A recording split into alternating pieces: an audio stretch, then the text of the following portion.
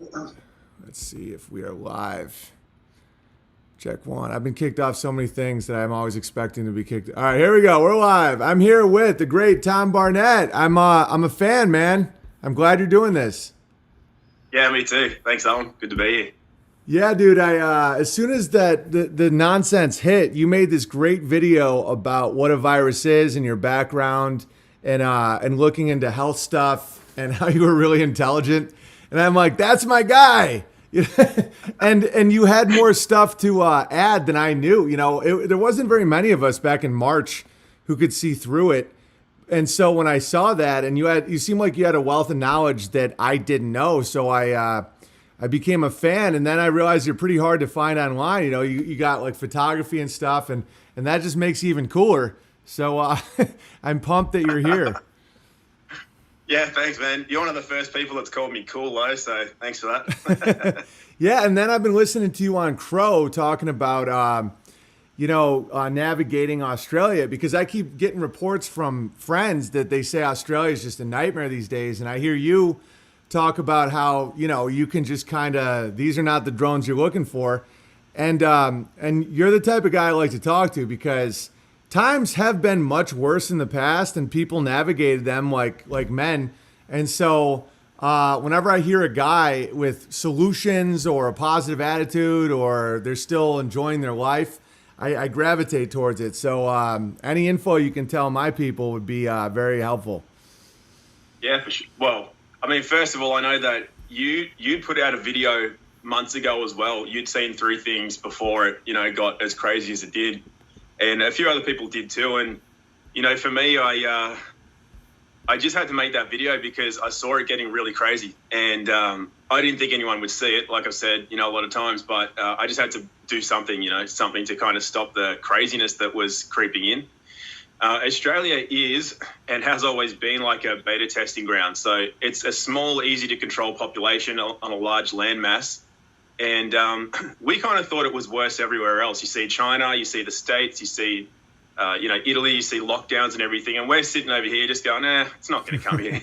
Yeah. That's awesome. And that's the problem is Australia is too placid. We're too laconic, too easygoing. Everything's just going to be sweet. That's kind of our attitude as a general population. So to see what's happening now in Melbourne, to say that, though, life is completely normal here where I am, around Byron Bay area. Yeah. Nobody asks, nobody's in their houses, everyone's at the beach, everyone's playing sport, shopping, doing the normal stuff, right? Yeah. So it's just happening in certain pockets that they use them as these areas that they want to show the world, like this is they're like, it's their flex, look at us, look at what we can exactly. do. I love that you use the word flex too, because they're always just flexing. They're checking you like in prison. They're just like, are you going to do anything? It seems like Australia is a lot like Italians. One of my buddies who lives in Italy told me this joke where, 1925 Italians were like, ciao. And then on the Vespa, and then 1935, it's like, we're fascist now. Ciao. And then they just move on. Like nothing actually changes. Like these labels will change, but the behavior doesn't change. I feel like Australians are like that too. It's like, all right, mate. It's like, let's surf. And it's like, we're fascists now. Let's surf. Where people don't really get fired up about stuff. That was a horrible Australian accent. I apologize. But it's what makes you guys real fun to be around, but probably not great in the pocket against tyranny. But either way, I think it's kind of cool to be around relaxed people, though, Yeah, the stress level's low, but I tell you what, though, that's not, I agree for the most part, but there's definitely people that are way too stressed. There's people that are really scared at the moment. Yeah. And Australia's one of those countries where we are a little bit further apart, than a lot of other people. We don't have a large group of people around us at any one time compared to other places in the world. Like, you won't see us riot in the streets or fill the streets like Berlin or riot like France or Italy or, states in the United States, because we don't have the concentrated population to kind of pull that off. But I tell you what, we won't do that. It will get to a stage. It will get to a stage where that part where we're just sitting around going, yeah, whatever, that's cool, man. And then it gets to the stage where we're like, nah, fuck that. No, we're not having that anymore. And it will get to that stage. Like, Australians do have a fighting spirit. You have to stoke it. You have to really push it before that comes up, and then it will. it will come up. Yeah, Americans are the So- same way. It's like I think one sleight of hand that they're doing is, you got Melbourne is a nightmare, but outside where you are is fine. It's like that in America where you have L.A., New York, Seattle, Atlanta, Chicago are all terrifying. San Francisco, but I think a lot of those people want to be controlled. It's a psychological disorder. And then out in the country, you have people having a great time. And America has a similar sleeping giant mentality where, all this nonsense is happening in cities and people are just going about their day and whatever. But if it comes to the door in the rural areas, once that giant's awoken, it's pretty intense. That's why, speaking of Berlin, like watching Germans take to the streets again, I'm like, oh no, the Germans have started again. Because once their gears start going, it gets pretty intense. But they got to fight back against Merkel. Merkel's an absolute psychopath, so it's pretty cool. Yeah, well, they all are. It's funny you say that thing about the rural stuff, though, because where I live, like my closest kind of main town is Mullumbimby, and not many people would have heard of Mullumbimby compared to Byron, but they kind of neighbour each other. And Mullum is where all the people who wanted to drop out of society came in the 60s and 70s, and they essentially built this town. And it's where they just smoked weed and went off grid and did all that kind of stuff. And they really don't like authority. And so there's a lot of kind of old timers that were the old activists, and they all still have guns, and they'll all still turn out in the street with a pickaxe and a shovel and whatever else if they need to use. There's a point where things are just, all the people who are currently sitting back are going to come out of the woodwork, and that'll happen in that town. It's kind of like a lot of people around here are calling it the last frontier because other places are getting taken over. They're wearing masks. They're getting 5G put in. We have refused so many times to get 5G put into Mullumbimby.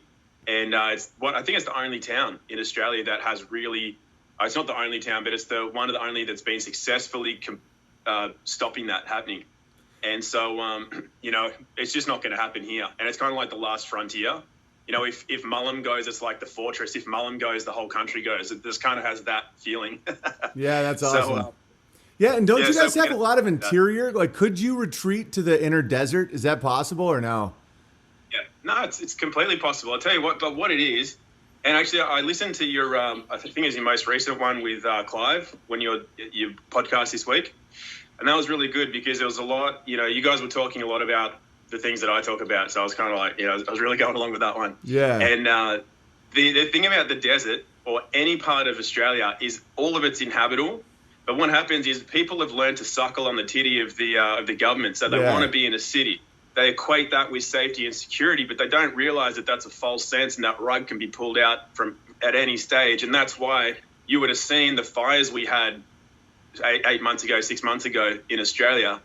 Most people in our kind of circle know that was all deliberately lit. That was all to flush people out of these areas that are much more self-sustaining and to force them into cities, to the point where they started to try to write in acts and codes and legislations that said that it was like illegal to live in rural areas because it's too dangerous. You can't live there because you could succumb to a fire again. So therefore moving people into city centres where, of course, they want to set up the smart cities where it's all controlled under social credits, 5G and all that kind of thing. So, but, the native Australians roam the entire country, middle of the desert, middle of everywhere, middle of the forest, everywhere. So you can always get shelter, food, water, and you're always fine. It's just whether or not the individual has that ability, like you guys were talking about sovereignty. It's that personal sovereignty. So do you have the ability to stand on your own 2 feet and make your own way in the world, make your own decisions, create your own reality, and create your own things in the world? Or do you need to suck on a titty of a government that provides you with,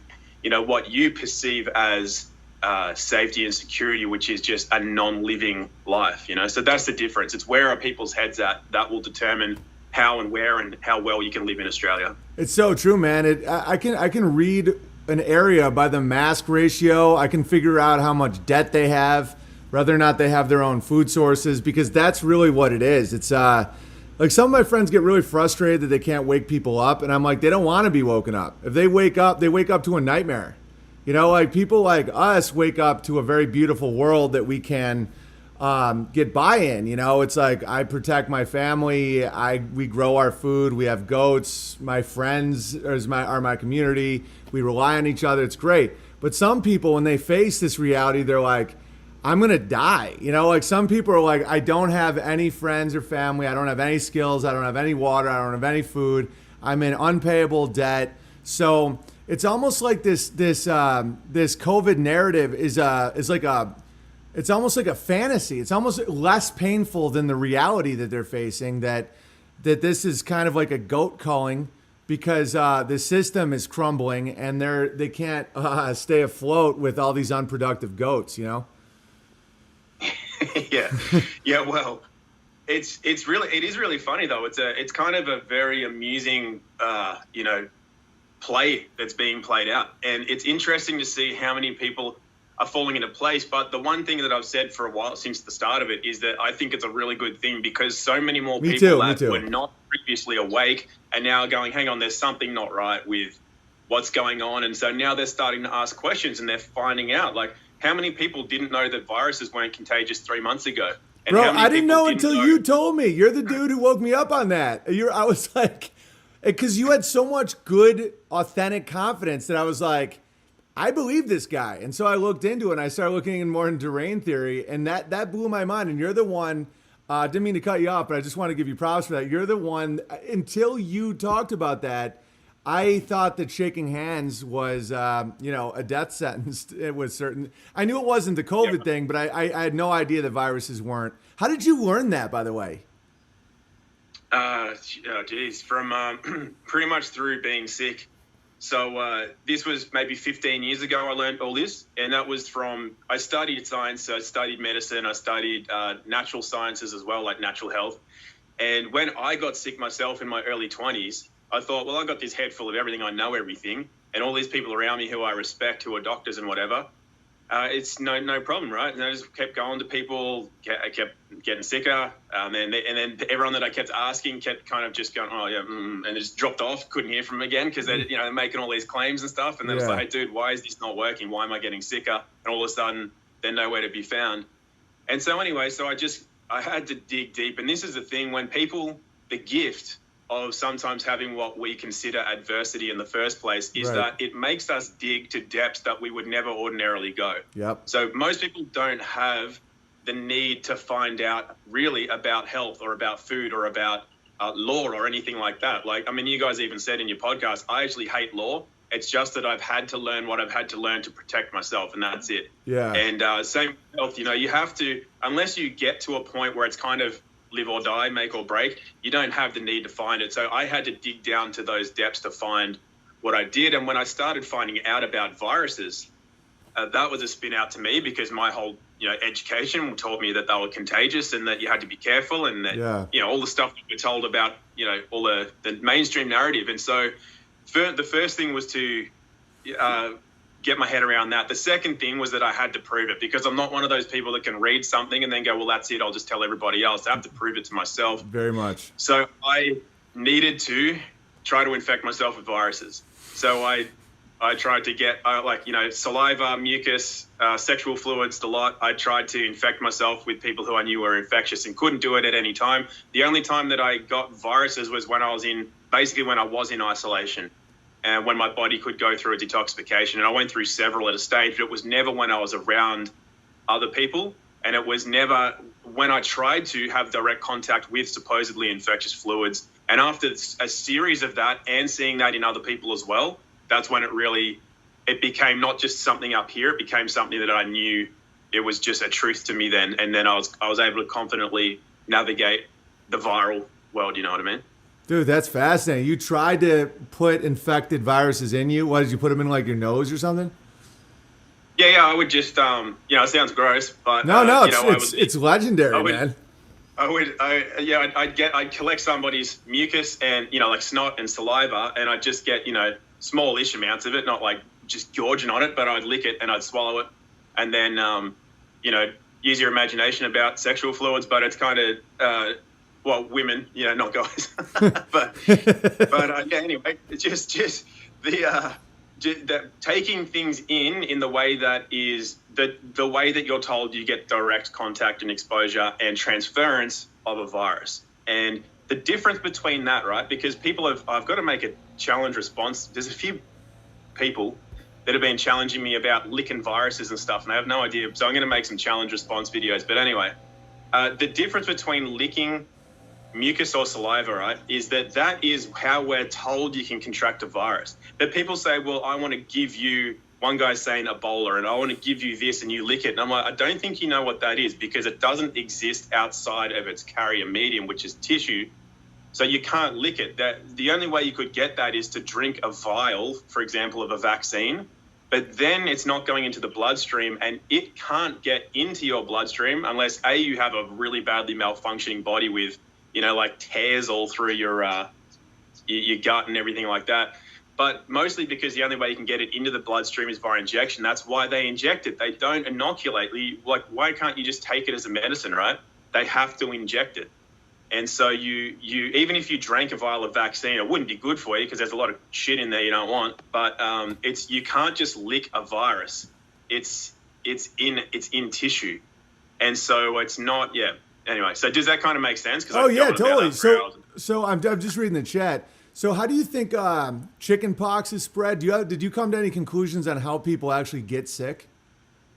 Yeah, for sure. So a lot of what we're told, right? So you got to remember that the narrative that we're given is a narrative. So just because we're told that these things are all viral infections doesn't necessarily mean that that's what they are. So chickenpox and measles have a viral element. They also have a high bacterial component as well. So bacteria are transferable, and so are fungus, and so are parasites to a degree as well. But what you're seeing is anything that comes through the skin. So the skin is like a bowel. It's actually more of a bowel than your actual bowel. So you excrete more waste and toxicity through your skin than you do your bowel. Yeah. So when you look at things like scabbing of the skin, and it'll happen in a particular area, or it might be systemic, but it's the skin that happens. And so this is a scabbing, which is a cleaning out of the underlying layers of the skin to get chemicals essentially to the surface, where you get the scabbing and then it goes. And just remember, not many people have complications with measles and chickenpox. They're like 3 days off school, watch a bit of telly, and then you're back at school. And generally as well, you get it young and you have a developmental spurt. So what you're looking at, you got to start asking questions. What happens during a developmental spurt? We're getting a lot of hormonal activity, and you're getting a lot of, we inherit a lot from our parents. We inherit some of their toxic load. And then we're given vaccines, we're sterilized in hospitals, we're given antibiotics, a lot of this sort of stuff by the time we reach the age of 6, 7, 8, whatever. You can get measles younger, but at the same time, if you look at how it usually shows up, you start to see the signs of the mass detoxification of the organism. And if you look back in history, it's not as common prior as it is today. And then the other thing you've got to look at is, I always recommend looking at the global picture and looking at evidence for various kind of, you might call them a hypothesis. So if your hypothesis is that it's completely contagious and that's why you have measles parties or chickenpox parties, you've got to ask the question, does everybody at one of those parties get measles or chickenpox? Right. Because there's always, a good number that walk away and everyone's disappointed. Shit, Timmy didn't get chickenpox. Take it to another party. Yeah. Let's smash his face into somebody's face with chickenpox, let's get him. But so they don't always get it. And then the adults barely ever get it. Sometimes they will. So you got to say, well, what's the difference? Why are some getting it and why are some not?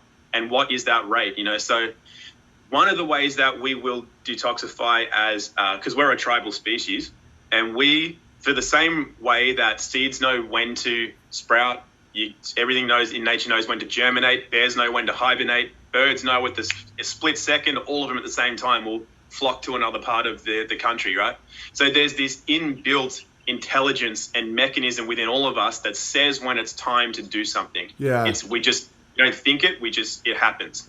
So when we're around a tribal unit, a community, a population, whatever, we can all get the same environmental or climatic trigger to undergo a detoxification, a cleansing, a change, a metamorphosis, a growth spurt, or what have you. And this is one of the things that we see happening when we see measles, chickenpox, and other developmental processes, I'd call them. So that can be just by way of being in the same town, or it can be way of being in the same room or same classroom, same village, where our cells all communicate. Like most people know that. You feel other people. There's a lot of communication that happens on like this level, not like through our mouth. It's just a feeling. Our cells all communicate with each other, body to body, and that can happen over large spaces too, where there's a lot of experiments where people on different islands all had the same things happen at the same time, and it's just there's no way to explain that logically except that that's what quantum physics calls like entanglement, where there's no real separation. You know, me and you might be thousands and thousands of miles away from each other, but realistically we could be in the same room. As far as the way particles can interact, it doesn't, like, distance isn't a thing. So then the communication can happen. Yeah, I believe in resonance completely. I mean, people see it on the stream all the time. Like, there's this one stream where Anchor Bear did a video of my face over a king from Lord of the Rings. It was really funny. And the same day, Knitting Bear out of England had knitted me a crown. Neither one had ever happened. And so I open a package. These things happen all the time. So it's like, no one's ever made a video of me as a king. And by the way, I'm not a king. I'm just using this as an example. So I open it up and there's a crown. And then that's a minute right as we're showing Anchor Bear's video. Like one time someone wrote me a letter about goat yoga. And as I'm reading it, there's literally a goat standing on my back. And, you know, we're all witnessing these things. And it doesn't make any sense outside of quantum entanglement. You know, that time isn't linear and space isn't what we think it is. And people that are resonating together can achieve higher levels of existence just by almost like a Tesla coil. Like the more it's wrapped, the more electricity it can make. Yep. Yeah, what you were just saying, I have a perfect example of that. So we just had our third baby, and for the last like 6 months, I've just becoming like fat, you know, and I'm used to being an athletic person, and I'm just like constantly, I'm using the word crave. Usually women use that word, but I'm constantly eating sourdough bread with like butter, you know, that my wife makes, but I just can't get enough food. And I'm working out, I'm really trying, but I'm just resembling a bell. And then the minute the baby's born, my hormones just went, and I've just been eating meat, veggies. I feel like I'm slimming down immediately. I have more energy. I'm more aggressive. Like my wife's hormone cycle as she grew the baby, it's kind of like nature just said, you should be fatter to keep her warm or something. I don't know. Because there was I wasn't really capable of stopping it. And I was feeling very like kind of out of control, like where my willpower wasn't kicking in. And I'm like, what is happening? You know, back in the day, me and my buddies would go on long runs and bike rides. Like, why do I just want to eat? And the minute the baby was born, the sky clock, the resonance, the hormonal interaction just went, and I felt like a wave of testosterone, and my body literally shifted that day. And so watching all that happen and realizing how little will I had in that whole situation, I was just like, wow. And I think disease probably operates like that a lot too. You know, you're seeing these massive cities with all these people living horrible lives, and it's almost like at the same time there's this energy, this dark energy that's just making people sick, but it has nothing to do with their masks or anything they're trying to tell us it has to do with, you know? Yeah, well, that also has to do with exposure. So, for example, if we were all in a room and we're exposed to the same chemical, we'll produce the same virus. So a virus is specific to cell tissue, like the liver has its own viruses, the lungs, the brain, heart, you know, everything in the body has its own viruses. There's around 320,000 different viruses the body can produce, and they're specific to cell tissues. So therefore, if we're exposed to a chemical that triggers the brain, or it triggers the lungs, or it triggers something, you know, it damages the liver, that's where you'll get the virus, and everybody will get the same. So you go, well, we all caught the same virus, but the reality is we were all exposed to the same stimulus, and we had our intelligence created the same response, which was a virus of the liver to clean out this shit that we've taken in that is in the liver, let's get it out. And that's these people where you've seen the pockets of illnesses. First of all, you know full well that most of the numbers are fudge. They're all fake. The testing is bullshit. Fake numbers. People in Australia, there are people who we're trying. I won't say too much, but we know of people who are trying to offer like a reward to come forward and speak about what's happened, because the government is offering them, that has offered them to pay for their deceased ones' funerals if they say that they can put it down as a COVID death. So obviously not a COVID death. Hey, we'll pay for your funeral if you sign this form to say that it was a COVID death. So then they push the numbers up and everything. But when you see these pockets, it's generally areas with high air pollution, and who knows what the fuck they spray prior to, because they spray us with all kind of things all the time. So they pick pockets where they'll target, and then that's where you'll see clusters of perhaps real disease, but it's induced by exposure to either radio frequencies, air pollution, like various metals that they spray in the air, or things that we don't even know about, that who knows what they're doing to us. And having terrible internal worlds. Like I've seen a correlation between being like lying for a very, very long period of time and like mental problems. Like what's it called? I don't know about Alzheimer's. I think that's very aluminum based, but just a lot of these degraded mind states and the sickly demeanor. I think a lot of it has to do with how you see the world. Like, are you a grateful person? I know it sounds corny, but a lot of people that have no purpose in their life, they're really resentful. They lie all the time. Their bodies will, like almost like a natural system will send out a punishment. Absolutely. Yeah, 100%. There's actually, just quickly, when you talk about, chickenpox or, measles, for example, and people go, oh, it's a disease. Like, how do we not get that? Or is it contagious? And their mind is thinking about it in terms of, it's this disease I don't want. How do we get rid of it? Or why did I get it? As if it's a bad thing, as opposed to looking at it as in, hey, cool, we get to go through a developmental process and the clean out. Let's celebrate it. Like in the East, they celebrate if they get a cold or a flu, because they know it's a cleaning out of the old and a regeneration and coming into the new. Whereas in the West, we're like, oh, can't fucking go play footy or go to work and got to take pills and whatever. It's like it's this, oh damn it, I've got a cold, and it's the mind, and that mind, as you said.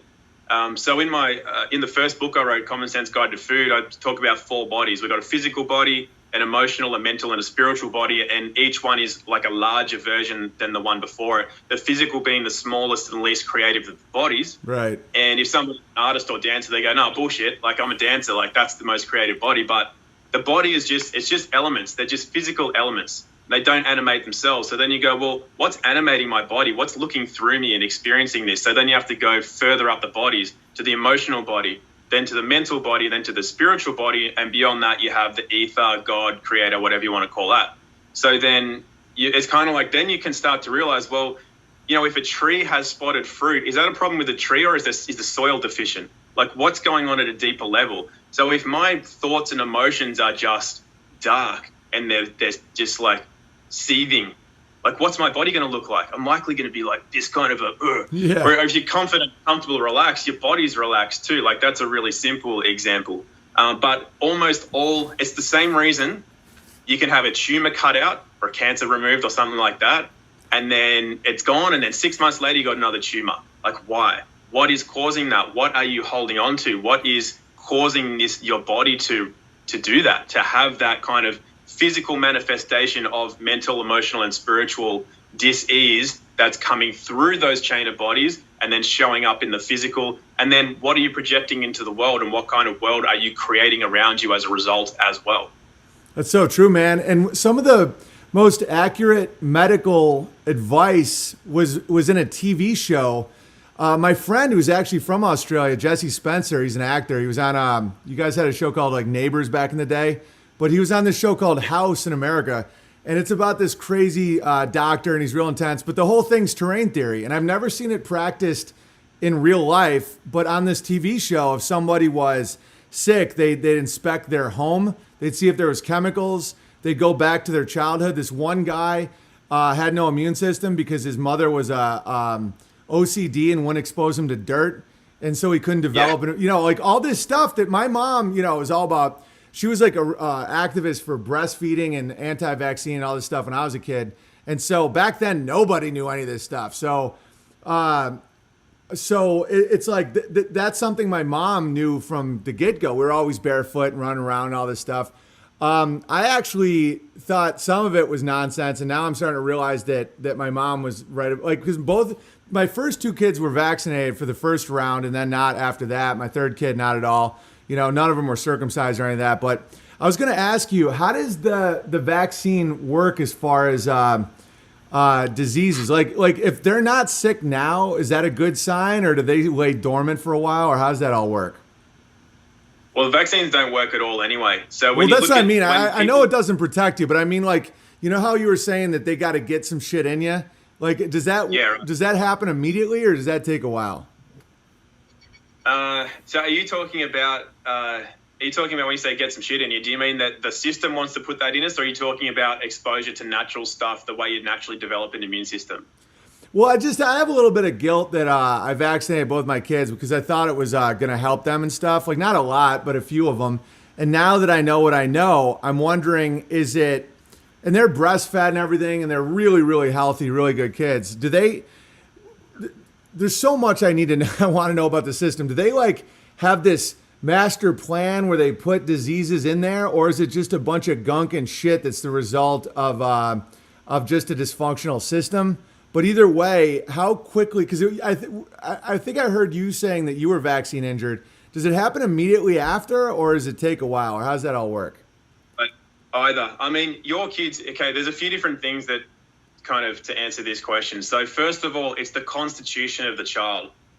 You and your wife seem like strong, healthy people, so you're likely going to have created a strong, healthy baby. Yeah. Now, if you expose 10 kids to the same amount of, say, aluminium or mercury or something like that, not all 10 are going to, it's going to kill two of them. Two of them are going to get like sick or injured or, you know, like put out straight away, still alive, but in a bad way. The last three aren't going to notice it at all. And then there's maybe two in the middle that are kind of like maybe have some mild, like low grade symptoms, but can't really pin it to that. Could be anything. Oh, it could be the pollen in the air. It could be like I didn't sleep last night well or whatever. So 10 people are going to react differently. As far as kids go, their detoxification systems are very relatively clean. They can clear out things a lot faster than us. So as long as you don't continue to bombard them with chemical toxicity, it's not as big. Yeah, it's not as big of a deal, especially when they're living. Like, one of the reasons, Owen, that you probably had this hormonal leveling with your wife is that you guys are living a natural life. It's your bodies are very symbiotic with the world around you, but somebody in a city might not have that same experience. So the fact that you guys are bringing your kids up in this environment is a huge plus, and they're likely going to clear that out relatively quickly. It's in there, but it's also in all of us. So we're exposed to a lot of this stuff all the time anyway, just through air and just general day-to-day living in our environment. But it doesn't kill us.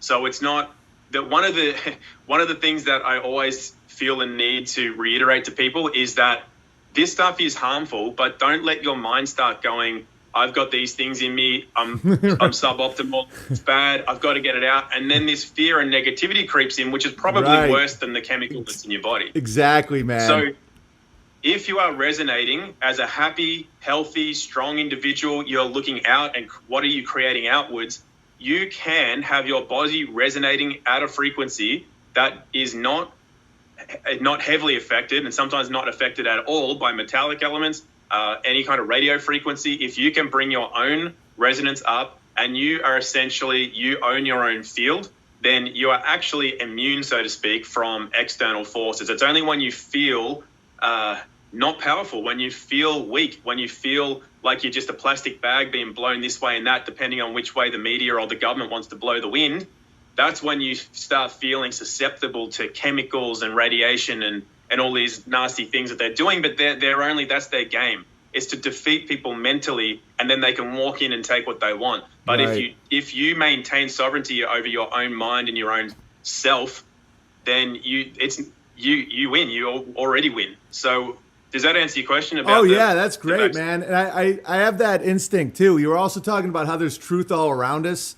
I completely feel that. Like, you can just kind of pull some of this knowledge out of the ether, because that's what my instincts were telling me. So it's really cool that that you feel the same way, because someone's will. You know, I was telling this to somebody when they're like, they're going to force vaccines on us. I'm like, try and get a 2-year-old in a car seat that doesn't want to. It's like impossible. You know, it's like, it's like just a 2-year-old that doesn't want to sit in a car seat. I'm a 6'8" giant dude. If somebody does, if a little dude doesn't want to sit in a car seat, it's an issue. So if you have a handful of people that don't want to take a vaccine and they're in their skin, they're not scared, they're not freaking out, they're chilling. It's not happening. I mean, I've yet to wear a mask except to walk into a hospital when my wife was giving birth. And while my wife was giving birth, I didn't have a mask on with no vaccines. We just said no. You know, a lot of people work up in their heads, you know, all this, myself included, where it's like they're going to come in and they're going to like, you know, force you and all this stuff. And they asked if they could give a COVID test to my wife. We said no. And that was it. And then the baby was breastfeeding on my wife within a minute. You know, I'm talking to all the doctors. I'm offering them goats. You know, I'm getting them all involved in goats and stuff. And they're just people behind those masks, you know. And it was really a pleasurable experience. Kind of like what you were talking about with one of these streams about prison. Like if you go to prison, it's neither good or bad. It's just another experience. And I see that all over, man. As a comic, I saw it a lot too. It's like 1 minute I'm opening for Julio Iglesias and then no one speaks English. The next minute I'm in a stadium. The next minute I'm in an open mic behind bar taps and everyone's shit-faced. It's like, I would look forward to the challenges, you know, an all-black room in Cleveland, you know, a bunch of gay dudes in San Fran and the college. And it's like, and it's just me and a microphone. And I think that really trained me for the mental and spiritual things that we're facing now, because you got to kind of have that enthusiasm about facing challenges and being like, well, this is going to be fun. And then you can kind of just vibe through it, you know? Yeah, absolutely. Yeah, it's one of those things. So one of the, I guess, groups of people that I deal with a lot is people with depression, and that can come from a lot of different ways. And these days it's more common because of a number of factors. But one of the things that I get across to them early is that when you dip into that, like, don't fight it, don't run from it. If you can sit in it, go, all right, I'm here, and like look it in the eye and just go, all right, well, so what's happening? What are we doing? What can we do? And you don't, as soon as you lose that, you drop the fighting and the trying to get away from it and you embrace it, immediately it's got 50% less of a hold on you. 100%. And then you can find where you want to go as a result. And maybe it's better. Like some of the best, I know quite a few musicians, sometimes the best pieces of music that's come out is when they've been depressed. Not because they weren't wallowing in it so much, they were, or maybe they were, but it allowed them to go, well, what can I create from this? And from that place, they created something extremely beautiful that was far beyond what they could have created, just like feeling good, you know? Oh, so yeah. it's always, you have this choice. Oh, 100%. Like for some of the hardest things that I've faced recently, like for example, a bunch of these trolls were trying to take me down. And so they were like sending CPS, like Child Protective Services, to my house, and which is like every father's nightmare. And just the unknown. I had never really dealt with the system before and all that. And to spiritually have to like be like, my children are God's children. I'm their shepherd, and not like I have to save them. I have to do everything. Blah blah blah. And it kept me in this really calm state. And they came and they were very apologetic. They look around our homestead. They're like, "What is this?" You know. And so it ended extremely quickly. And if that hadn't happened, I wouldn't have reached that state of understanding what God's children mean. That it's not, I'm not, like and I heard, dude, again, not to like keep blowing smoke, but we resonate really well. I heard you talking about how, you know, every child is different. Like everybody's born unique. And it's our job to just allow them to grow and crush and just be who they're meant to be, that they existed before they're born and they'll exist after. And we're not really, you know, supposed to be like, I will protect them from everything. I will teach them everything. It's like, and to face CPS is what allowed me to really see that. And without that horror, I wouldn't have seen it. And without seeing how PayPal could mess with me and YouTube and Twitter and all this stuff, I wouldn't have started farming. You know, I started strategically looking at what they can do, like how they work. And it's these creepy little fingers that just turn off utilities and turn off privileges. That's all they are. And so I was like, okay, they control me with food. They control me with water, hand pump well. They control us with community, homeschool, let's start meeting neighbors, all this stuff. And now, as this is all happening all around us, we're having a great time because we experienced the collapse 4 years ago. And that's why I'm really excited about the future. And I think you relate a lot to that because you've experienced a lot of hardship where you were like, okay, I'm going to shove this shit in my nose and see if I get sick. And when you face that monster and nothing happens, you kind of level up. People in the chat are asking me about bush schools. Yeah, well, so bush, I don't know if that's unique to Australia, but it's essentially where, people wanted to pull their kids out of this system the way you've done, and they've just, maybe they can't homeschool for some reason. But this is the beauty about humanity in general and nature, that it's a self-regulating system. So when there's deficiency in some place, there's something else comes to fill that place. There's nothing in our physical world that has zero value. Right. Nothing. Everything, there's no such thing that has zero mass or zero charge or zero value. Everything has an energy or a value. So you can't have nothing. If you lose your job, you don't have nothing. You just have to, something will fill that place. Only you can create the void. So if I've been homeless quite a few times, dead broke a few times, but not once did I just go, okay, well, I'm here, now where am I going? And instead of being imploding on myself, immediately something comes up. One time somebody said, they go, well, you don't have a home? They said, well, I have a beach house nobody's using. You can live in that for 3 months until it gets, I'm like, sick. So now I'm a millionaire for 3 months. And yes, I had the money. It's like there's something always comes to fill where something was taken away. So when people don't have either a school, they choose to bring them out of a school, but maybe don't have the resources to homeschool themselves, then there's probably 20 other people in that same boat. So as long as they don't withdraw and go, well, woe is me, life shit, I can't look after my kid, maybe I shouldn't have had a kid, I'm a useless, shitty parent, or whatever people self-talk. It's like, well, hang on, these people over here and these people over here, and this person has a property. So then all of a sudden there's a bush school. You got 20 kids come to this one place and they're taught to how to forage. They're like playing around, and even if they're just playing, like if you look at tribal societies, they weren't sat, now we're going to learn about how to do this, and then after lunch we're learning how to do this. It's just like, let's go. Let's just go walk into the woods and you watch what we're doing. And you watch and you learn by doing that. And then you play and you interact and then you learn by mistakes. You touch that, that's going to hurt for a week because you're going to get stung.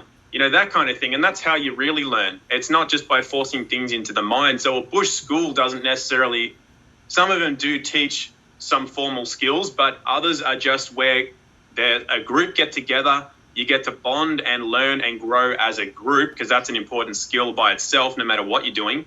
And then, you have adults come in from time to time to just teach like basic skills as well, stuff that's useful.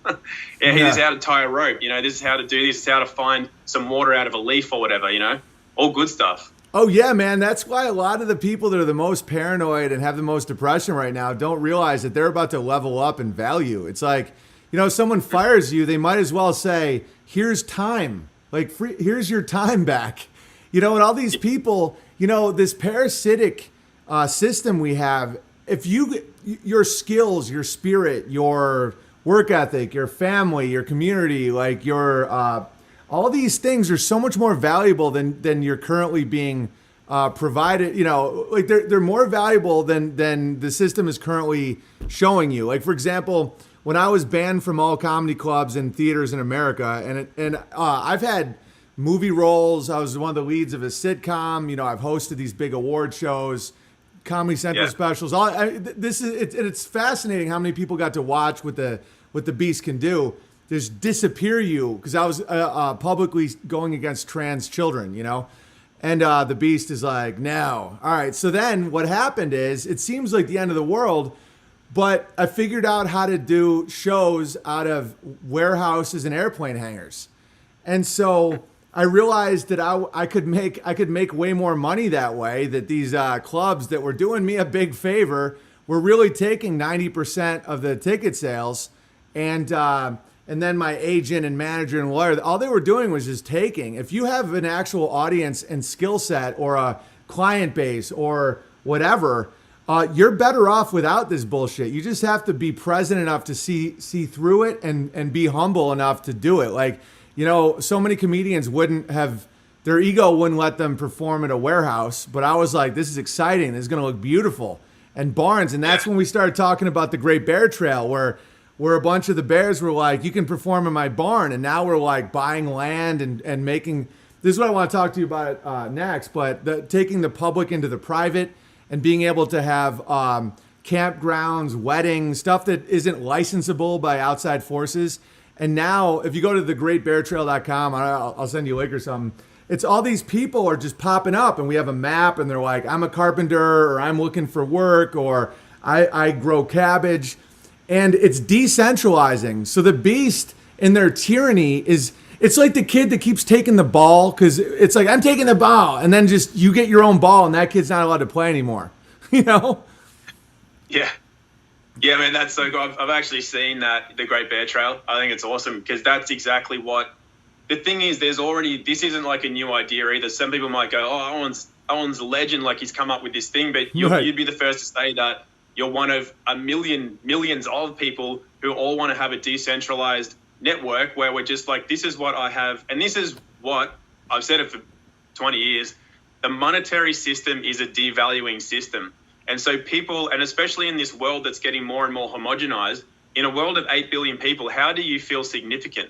How do most people find significance? And they don't, and they attach it to what they do, usually from a monetary sense, like what will somebody give me money for? Yeah. But that's quite often the opposite of true value. Right. The people that are richest in the world do not offer any value to humanity. The people who actually often have the best skills and they find it really hard to attach a monetary value to, they actually have what would be the most value, but kind of can devalue themselves a lot because it's like they can't fit into that system. It's a toxic system and they can't operate in there because they know it's toxic and they feel it. So it's this weird kind of vibe that we put onto ourselves and that we are kind of governed by, but as I guess we'll talk about next, you can get out of that as well. So I think it's important for people to realize, because I just see it a lot, that we all have an inherent value that is beyond gold or money or material return or whatever. It's a divine value, and we all have it. You would not be in this world if you did not have it. So whether or not you recognize it in yourself yet, or you're yet to embrace that, it's there. And when you find that, you start to find that things fall in place really well. And it doesn't have to involve money. And this is where, exactly like you said, like, hey, look, I've got a yard full of tomatoes, but I don't know how to fix a car. And then somebody goes, well, I know how to fix your car. I'll come around and fix the car. I'll pick up a basket of tomatoes for that. And then, we're all just kind of trading what we do as what we can do to add value to a greater cause, which is like our community. And then that community just supports everybody. There's always shelter, food, water. There's always company. There's always love. And that's what abundance really is. Like, we're tricked into thinking that abundance is, well, if I just think about 7 Lamborghinis, I'll be abundant in Lamborghinis. And it's like, that's not abundance.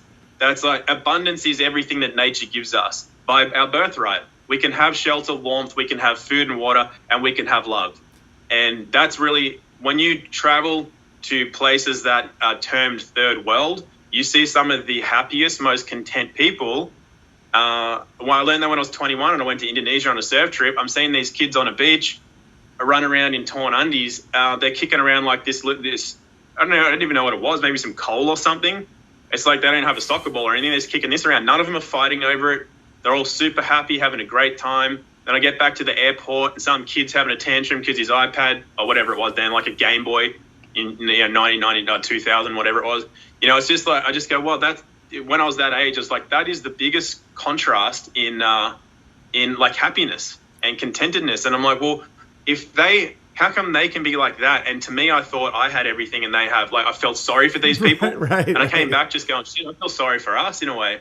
Totally, it's always a balance. We have things they don't have, but at the same time, the point is that they aren't brainwashed into thinking value is a certain way, the way our first world countries are brainwashed into thinking and believing where value lies, where it's a complete opposite. And so that's why what you're doing with the Bear Trail, that's like that's wealth, man. Right?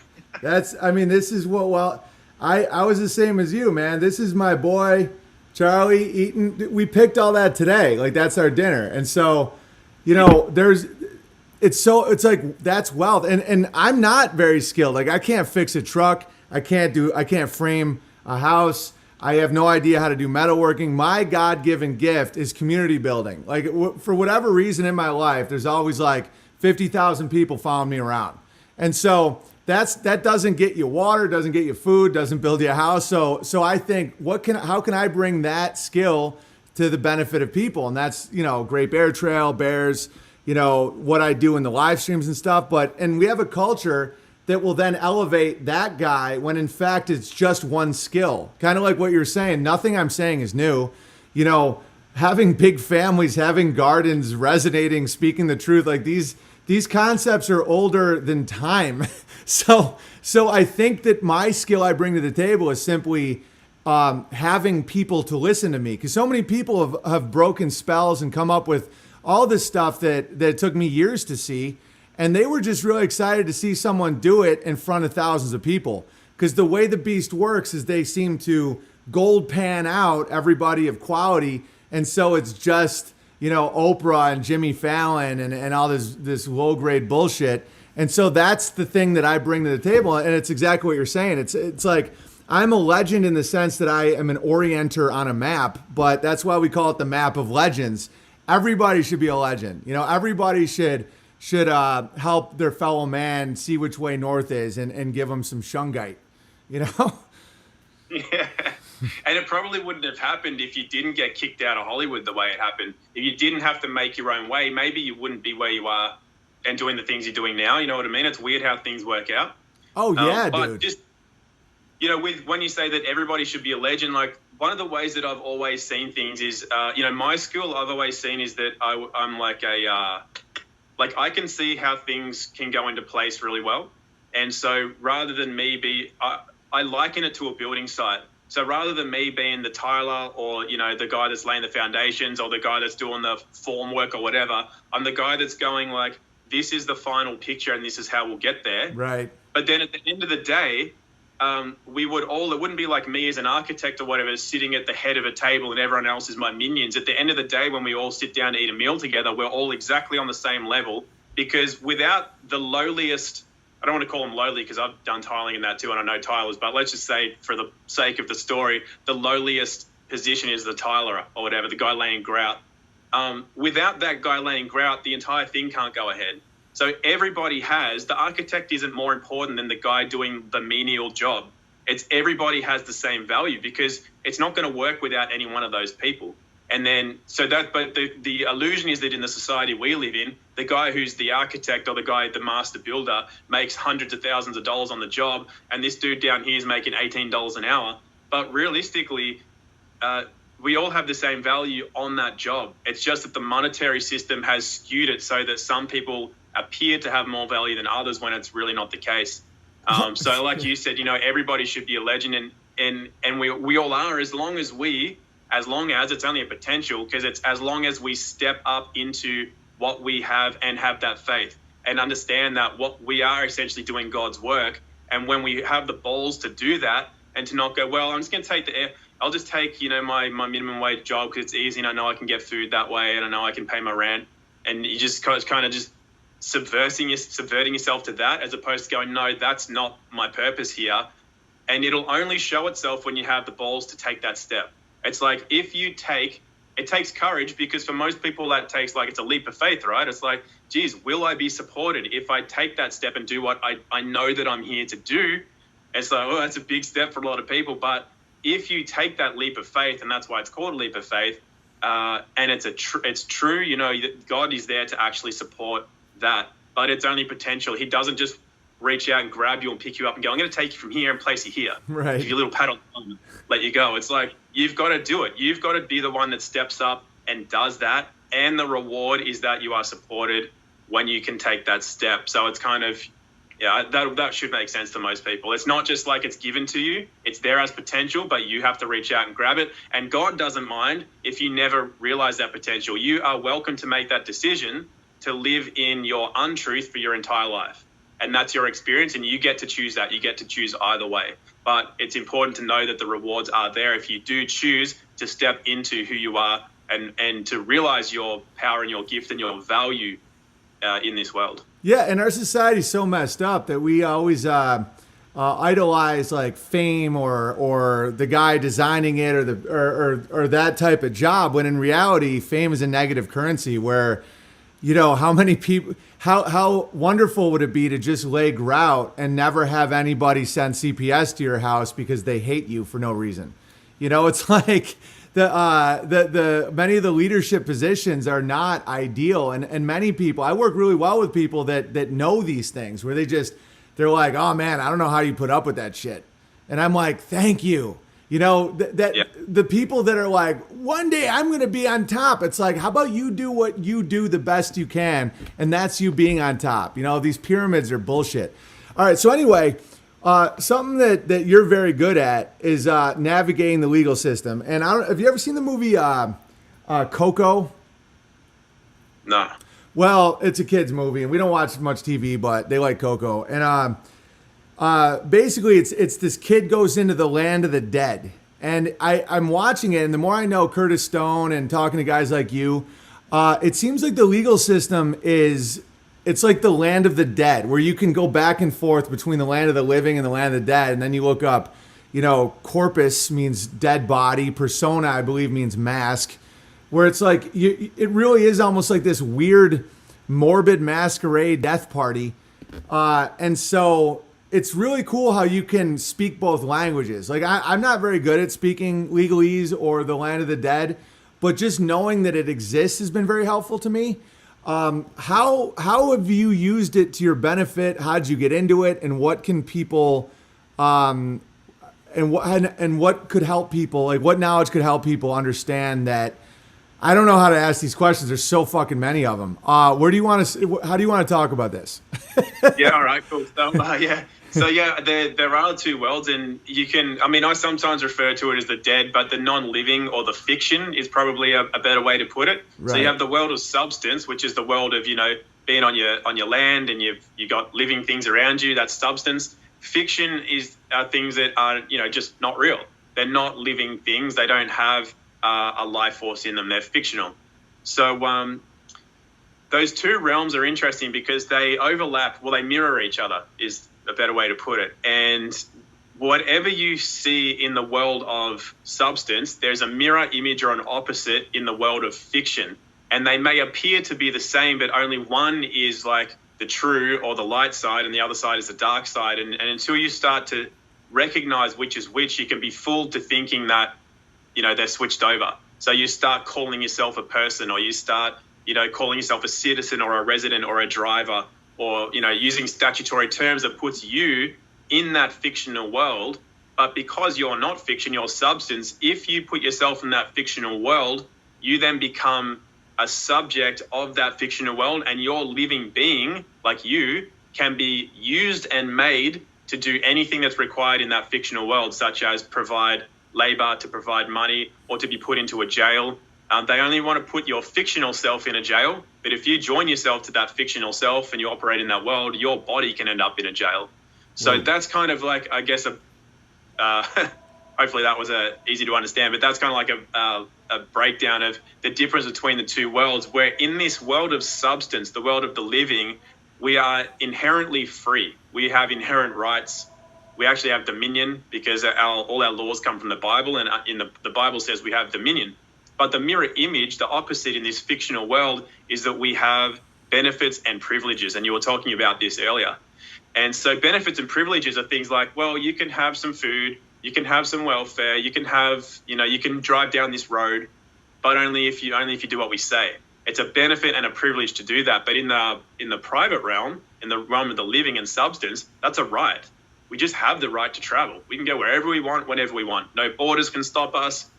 No police can pull us over and stop us. We have that right to travel. So it's navigating the difference between that world of the living and the world of the, the non-living or the dead or the fiction, however you want to say that. And that's where, once you start to understand that, then you can use that as your basis, your kind of groundwork to then navigate contracts and commerce and anything that comes along with that. And I'm definitely not an expert in it all. It's just that how I got to know it is that Well, I always knew it.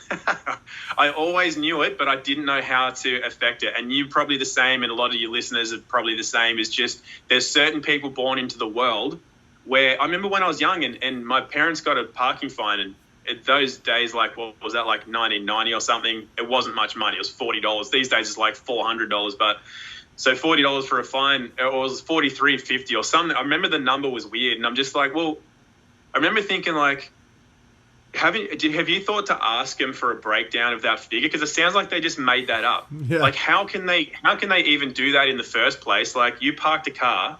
Like, how can somebody say you must do this or we'll throw you in jail? Like, because that's the end of it. It's like, no, they won't throw you in jail, but it's like, yeah, they will. Because if you say, I don't want to pay that fine, and you don't, it'll go to debt collection. Then it'll go to here. Then there'll be a warrant for your arrest, and then people come to arrest you, and you don't want to be arrested, so they're going to pull a gun on you and force you, and if you resist, you're going to get shot. So essentially they're saying, you do this or we'll kill you. Yeah. That's kind of what they're saying. Yeah. And so I'm kind of going, well, that doesn't sound like I'm told in my school we live in a democracy. How is that democratic? That sounds like this dictatorship that I'm hearing about, Saddam Hussein and all these sorts of people. That sounds like something they do. Yeah. That's not the country we live in. So what's up with that? And then I'm going that figure, like this many dollars and this many cents. I'm like, how did they come up with that number? It's made up. So from a kid, I knew that, but I didn't know. I didn't know anything about commerce. It's just, you know how you know something's wrong, of course, but you can't bridge that.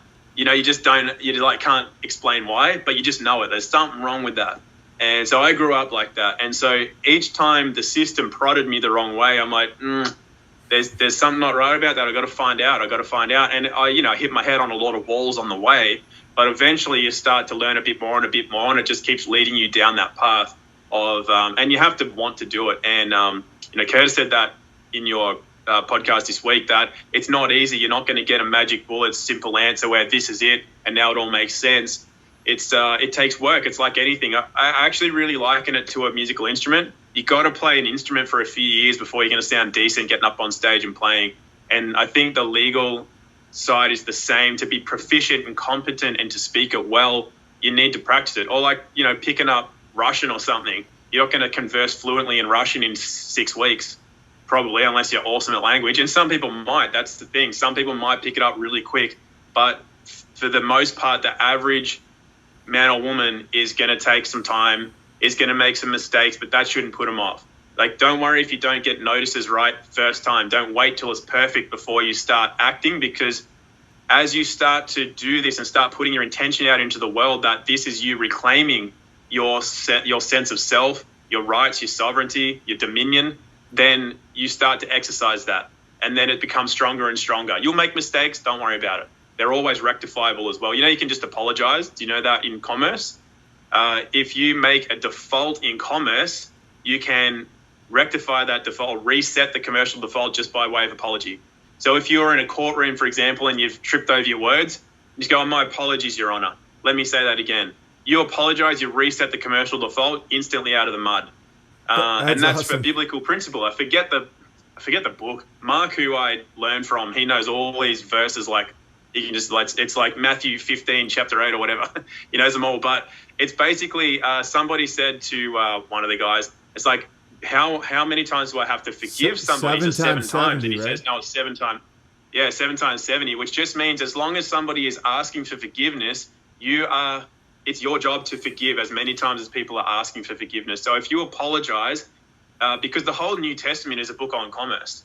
So if you apologize, it resets a commercial default. And that happens in notices too. If you don't reply within 72 hours, which is your commercial time, it's a time in which you have to remain in honor in commerce. Let's say it's 2 weeks later. You're like, oh shit, it's 2 weeks, I'm out of the time frame, but it's not. You just write a letter back and say, please forgive our tardiness in replying. And then just continue with whatever you were going to write in the first place. That apology resets the default. So there's always a remedy, and you don't have to fear making too many mistakes. It's just a matter of getting out and doing it. So, we can talk about anything in this field. Is there anything you want to go over in particular? Yeah. Like, for example, let's say America's states start saying you can't go, if I can't visit my mother in New York because New York is losing its mind right now. So if I'm traveling into New York and they say I have to have a vaccine or something, how would I approach that to get in to see my mother? Okay. All right. So the first thing you can do is do some have some what do you call it? Like you can kind of set yourself up for that for a better way in the first place. And one of those ways is to get your driver's license and or passport signed, all rights reserved, so that when you go into a contract with the government, again, that's benefits and privileges. Here's a passport, you get the benefit and privilege of crossing a border, going to another country, but as a man or a woman, you have that right. So when you go into a contract, and it's a contract because you sign it, and it's a contract, so that's an agreement when you sign, but when you add consideration being payment of some sort, it forms a contract. So if you sign all rights reserved, you then reserve your rights going into that contract, which means you could go to a border or you could go to, a hospital or a facility or something and then say, you show me where you have authority over an all rights reserved passport holder, for example, to travel across this border or to go wherever. The second way is to pre-notice people and to get their admittance that they have no authority to stop you. And the way you would do that is if you know in advance, for example, this is just, going to the easiest way first. If you know in advance you need to go to a particular place in New York, you write to the principal of that facility. Let's say it's a doctor or it's the principal of a hospital or whatever, or a care facility, whatever. And you say, I'm coming on this date to visit my mother, whose name is such and such. And then you would just say, it's my belief or understanding that people are, pretending. No, you wouldn't even use those words. You say, it's my belief or understanding that, I may be, and you don't make absolute statements like I may be stopped from seeing such and such, Mary Elizabeth Smith, whatever. I'll conditionally accept that I can be stopped on the condition that, and then you can show me that you have the authority to stop me, that you have, generally it comes with authority, that, I have to be vaccinated against my will, that you have the authority to vaccinate people against their will without their consent. And then if it's vaccine related especially, I include an indemnity liability waiver, which is that I'll conditionally accept getting a vaccine on the condition that you sign this affidavit saying that you have no prior knowledge that vaccines are known to cause negative effects, that you will pay out $20 million for any injury, death, any negative reaction, or I get the disease that I'm being vaccinated for, and, like liability waivers, which you'll never sign. So then if you give them that and they don't sign that, you send in a second and a third time, 72 hours apart from each other upon them receiving it. And then by the time you get there, you've got a binding agreement that they don't have the authority to stop you. So that's like that's a well played out version. But let's say you find out that your mum's not well or something. You got 3 days to go visit her. You don't have time to write notices. So that's when you've got to go in and you've got to be the right guy or girl. You've got to hold your position. And this is the part where some people don't like because they're non-confrontational. They want a magic ticket. They want a card, like a license that says they can go anywhere and no one can stop them. But that doesn't exist. Right. Well, some people are talking about a card like that, but I just haven't seen it. I haven't seen it work in real life. So what you've got to do is you've just got to become, and this is what we're always given, opportunities to become more than what we are today, to grow and to become, more realized. So this is an opportunity for somebody to go, well, am I going to let people who I know don't have the authority stop me from seeing my own mother before, maybe I don't get to see her again, right? So that's going to give most people the motivation. So you roll right up to where you're going to go and they try to stop you. And you say, okay, well, if you're trying to stop me, what authority do you have to stop me from coming in here? And you question them and you put it on them and you say, look, I know you're just a guy doing your job and I respect that. But the thing is, would you want somebody stopping you from seeing your own mother? And you can maybe just talk to them like that. This is assuming you don't have just one of those asshole authoritarian types, right? Yeah. You can use that kind of approach. And then you can say, look, if you can't provide me with a valid source of authority, and if me having to go through and prove this wrong takes more than 3 days, losing your job will be the least of your worries because I will literally drag you through the mud until you have nothing left. And I don't want to do that because you're just a guy living your life like I am. But the thing is, if you're going to stop me, you want to use the words, if you're pretending to have the authority to stop me, you're going to have to validate that. You're going to have to show me this proof of authority. So you kind of just, the way I said it then is just to highlight the fact that you need to get people to prove that they have the authority to do these things. And some people will make false claims and just say that they do have it. And they'll say, yeah, well, it's this act or it's that. And what you have to realize is that no matter what they come back with, you are dealing with somebody in a public capacity. They have to have indemnity insurance. That's one. That's their Achilles heel. Two is that everything that they refer to will be an act or a legislation or a code, and none of those things, none, apply to a man or a woman. So as soon as you get their admission that you're a man or a woman, and how do you get their admission? Well, you use the second witness principle and you get them to attest to that. Look, do you have some evidence that I'm not a man? Or are you saying that I'm not a man? Or you can just say, hey, look, am I a man or am I a woman? You can just say it really calmly, or anything like that. If you bring into the equation getting them to admit that you are a man or a woman, then you go, great, okay, cool. At least we've got agreement. Right? I'm a man. I just wanted to make sure. So tell me again, are you relying on an act or some kind of legislation? Yeah, we've got special powers. It's the 2020 Act of whatever. Okay, no. I just wanted to make sure it's an act, right? Yeah, okay. So how does that act apply to a man? Now, you probably can't answer that because you're probably dealing with someone that's on minimum wage or they don't know the law and whatever. So you can just say, look, before you answer that question, I've got a duty of care to inform you that if you answer that incorrectly, and I'm recording this, by the way, that's step one, record it. You don't have to have a video like in their face, but just have your phone in your hand and you can just say, by the way, look, I'm recording this. And I just want you to know it's a duty of care that I have to you because you might not know this. But if you make a false claim now, losing your job's that's the first thing, and it's going to be the easiest thing that's going to happen to you. And I don't want that to happen to you. And you can kind of just put it to them like that. And it's true because if they make false claims in a public capacity, their indemnity insurer is up the shit because they're now they're suable like straight away.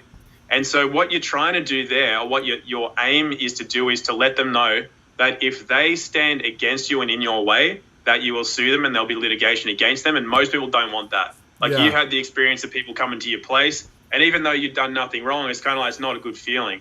And when they are actually doing something wrong, they don't want that. Yeah, they're cowards. Yeah. I know of 2 people in our country that have used that successfully and got to go and see their mother in a care home because they were very forceful, not impolite and not like, fuck you, you can't tell me what to do.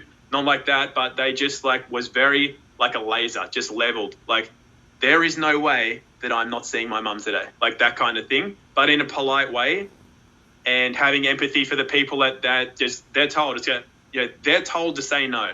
It's not that they want to say no necessarily. Some do want to say no, but it's more that they're trying to enforce their regulations. So when you can also realize that the regulations don't stop you, regulations need people to enforce them. So if you can speak to the man or the woman in front of you as a man or a woman with respect and to gain some kind of common ground, then they can say, well, I don't know, just they let him through. One let him through if they signed a release form, and they said, that's fine, I'll sign a release form, and they went through. The other just got let through. I don't know anybody else that's tried it and has not been successful, but if you're not successful, it's because of the way that you are dealing with the situation. Or, and this is a reality, so I've got to say it, or you come across somebody that's just one of those assholes. They're like, nah, this is the law. You should have read the news. You can't come here, like making assumptions. You can't come here. It's like, what are you talking about? But that's their attitude. And then they'll call security and they'll get you escorted from the building. Then if you make a fuss, the police will come and they might put you under arrest. Now you're under arrest overnight. You might have to go to the lockup if you don't. Well, this is worst case scenario. Usually they'll let you go straight away. But the point is that by the time you can organize to get back in, it might be past that time. So it's not something that is a good situation because the goal is to get in. The goal isn't to sue people. Like, you don't really do that, but you're going to have to make an example of this and go through and sue them and make them pay for what they've done. But I'm just giving the worst case scenario because everybody kind of gets they hear the good stories, but there's also the stories where people do they say the right things and they still get bashed by a police officer. Or they still get refused entry to somewhere that they have the right to enter. And they may have just got it a bit wrong with their wording, or they may have just come up against the wrong person. And that's a reality. There's no magic. I've got to make it really clear that it's just, you don't just like walk through the world as this untouchable, king or God. It's just, you can reach that point. you can reach that point, but that takes a lot of time. And I'm not at that point. I have a lot of successes, but there's certain places where I know that maybe I don't have, like, to go to a Supreme Court, for example. I'm not 100% confident that I'd walk out of there with a win. That's how it is, and that's where I am now. But yeah. Do you think? Do you think that's why they're pushing androgyny and transgenderism? So if someone's like, "Am I not a man?" They're like, "I don't know what the fuck you are." Yeah, I said that years ago, and I got hated for that. Dude, there might be something for that, man. There might be something there because, we're dealing with some real tricky people. What if they're trying to make, because if they don't have jurisdiction over a man or a woman on the land, and if they make 70 more genders, that could be a weird workaround for some of this shit. Yeah, none of them have rights. A man has rights, a woman has rights, because this comes from the Bible. The Bible doesn't say that this guy who's like whatever that is, it's this way. And again, the way that they did that, I think, is that in a world where people are like that homogenized world, 1 in 8 billion, like, who are you? Like, you don't have any followers on Instagram, or you're not somebody, right? So how do I become somebody? Well, I'm not, like, I'm different from you. Generally what happens is when we feel less than, we create differences. So Owen, you do these things, but I'm different from you. I don't eat the way you eat. I eat like this, or I don't think like you. I think this. And it might not be a natural thought. It's just a way to be different, and therefore different being special, and root to the ego, that being better than. If I don't do what you do, Owen, I'm better than you. Right. And that comes from feeling not as good as in the first place. So a lot of people are feeling disenfranchised, and then they may feel some of it, I get that some of it's natural, and that maybe with none of this, some people would just identify differently anyway. But there's a lot of cases where it's a way of separating yourself from what you're meant to be, and therefore being not disempowered. It gives you an empowerment because now you've got a label, or and you're in a minority. There's only only 17 people in the world have my gender, yeah, or my whatever. Yeah, but they don't have rights. Yeah, my piano teacher was transsexual when I was a kid, and that was probably more what it typically was, where it was like, gender dysphoria, whatever, and very, very cool person, very good teacher, but it's extremely rare. And so to watch the powers that be push this narrative, it's completely unnatural. They, to be like, well, I identify as a non-binary eagle. It's like, well, according to the Bible, you don't have any rights. Non-binary eagle. And that was one reason why I was so fearless with going against the transgender agenda, is because of my upbringing was very, one of the closest people in my whole life was my piano teacher, and Lucinda became Larry. I knew that person. I know what it is, and I know what the media was trying to show, and I know what it isn't, and I know that there's absolutely no. It just reeked of agenda, where it was like they're not trying to protect, they're trying to promote. They're trying to promote something. They're trying to promote deviancy, people to be, it's the lowercase I before iPhone, iPad. It's the anonymous narcissist. It's like, to get everybody to feel unique in a blob, like in this endless sea of nothing. And I was like, fuck that. That's why one of the big jokes that got me in quote unquote trouble was, Caitlyn Jenner was elected Woman of the Year. And I was like, Caitlyn hasn't been a woman for a full year. Doesn't that disqualify her? Just those simple, like, obvious observations. They're like, no, you will be quiet, and you see the real monster. And that's when I was like, I got to start fucking live streaming and gardening. Because don't you kind of see this whole thing falling down? Like, I think dudes like us and people seeing it, I think they'll end up in a better position, because there has to be a culling. Because to accept this many lies, this much toxicity, this much hell and false control has to have a massive impact on people's health. And I think that we're looking at a lot of death. Yeah, I've said that as well. Same thing. I mean, I think we're all seeing the same thing coming. And, the people that are worried about it are the people that don't have that sense of, I know where I am and I know where I stand in this world. Because for people like us, You know, we don't fear it at all. We're kind of just accepting of it. And while I do care about people, and if they wanted to know, I would tell or teach, not like as if I know everything, but if people wanted, you know, but most people's eyes and ears and everything are closed, their minds are closed, and they're not helpable. And for me, I just accept that they're going to go, and I don't feel sad about it. I don't feel, you know, it's just cool. It's just like, that's what's going to happen, and that's what I accept.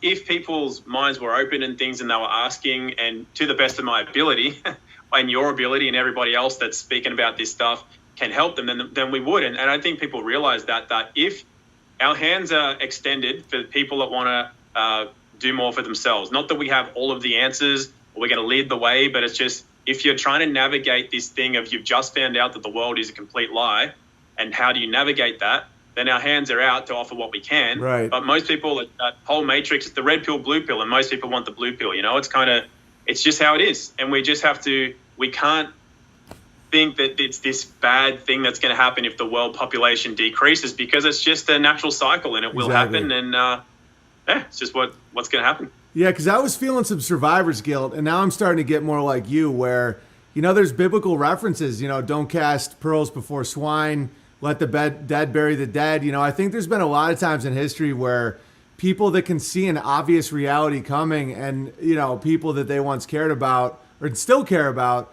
are like, if I get the vaccine shot and put something in my anus, I'll never get sick. And, you know, and I'm like, move out of the way. And they won't hear, like they physically can't perceive it.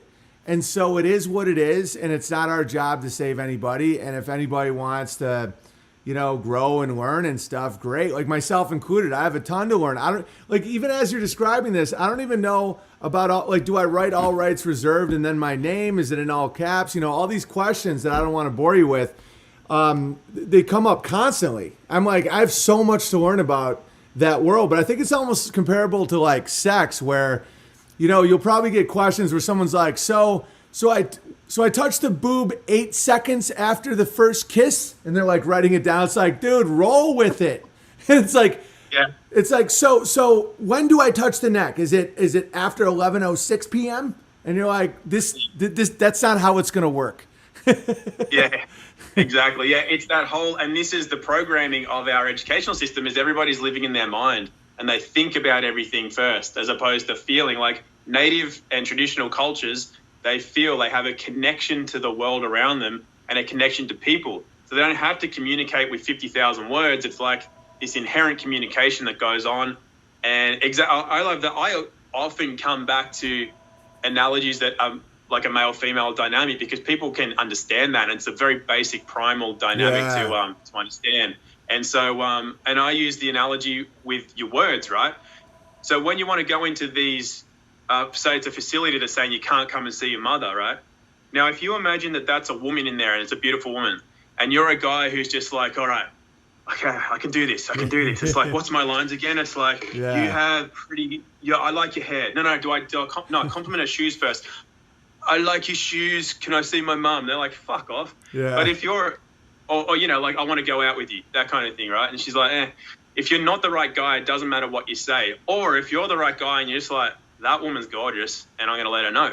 And you just walk up. It doesn't matter what you say. You say nothing. It's the way you look at her. She's interested. You could say the dumbest shit in the world and she's interested. So it's the same principle. It's not the same, but it has a marriage with the law, where the words you speak are important, but it's more, where's that coming from and who are you? And that's just a skill. That's something you got to develop. But real quick, I'll just show you this. Maybe you can see it. Can you even see that or not? All rights reserved. There it is. Yeah, so that's how you write it. You write by, B-Y, which is by accommodation, and all rights reserved is in title case, so capital A, and everything else is lowercase. And then what you do is, on top of that, you do your signature, and it just wants to touch, you can't tell me if you can see, it wants to touch the all rights reserved. And that's it. That's how you do it. So by is here, B-Y, and then underneath that, all rights reserved in title case, and then you do your signature over the top of the all rights reserved that just touches it. And that's all you do. And you can sign any form like that. You go into any contract and or agreement and sign all rights reserved. It's a good habit to get into. And that way it can never be used against you. That's amazing. Yeah, because we're about to get some Idaho driver's license, so we're gonna do that. Because we have a great thing going here. We live about an hour away from Seattle, so that's a little tight. We can navigate, because of my stances against masks and making a big scene, like making people laugh, like saying, masks are for criminals and perverts. Which one are you? The post office workers now like me. It's kind of like what you were talking about, where you almost like earn the girl. Where over time, you get the beady eyes and then the weird stuff, and then they start seeing that the masks are bullshit, and then they have a story to tell each other where it's like, that big dude, man, he said if Governor Inslee tells you to put a popsicle stick in your ass, would you do that too? And they wanted to make T-shirts and shit. And so I'm in a liberal state, like probably one of the worst COVID states in all of America, and Seattle is probably the worst city in all of America for all this. And we can navigate, but the thing me and my wife realized is we want to build, and it's like, all the canceling of sports teams and all that. So we want to go to a place where we're close with the cops. Like I know some of the cops were going, and people are just way less scared, and so I can be more a part of the community and more. It's just less of a hassle. I can fight all day long, but if 99% of the population wants to put a tampon in their nose to feel like they're not going to die, I have 3 boys, and I want them to be around some real crushers, Yeah, exactly. Yeah, absolutely. And that whole thing of like courage is contagious, and it just takes one guy to be, if everyone in a store starts freaking out about something, and one guy is just standing there just going, it's all right. Yeah, then totally. Everybody else is going, that guy's calm. Oh, okay, I feel calm now. It only takes one guy to do that, or girl, but it's just that's the effect, and you're seeing that firsthand. And it's really important, I think, for to start finding your tribe in that too, and for you to be part of a community that's kind of all going to be supportive like that. Like what you're doing now is just going to be like up here when you get around more people like that as well. Exactly. And actually, you know what was funny? What you're saying about the mask thing. Somebody wrote on one of my commented on YouTube videos. She said that, I don't know who said it originally, but the line is that if you can pretend that a mask is protecting you from something, then you can pretend that I'm wearing one. That's if great. You go around with that mask. Yeah. That's a good one, eh? That's genius. Yeah, another funny thing is be like, if I don't wear sunglasses, do yours still work? Or like if masks work, why would I have to wear one?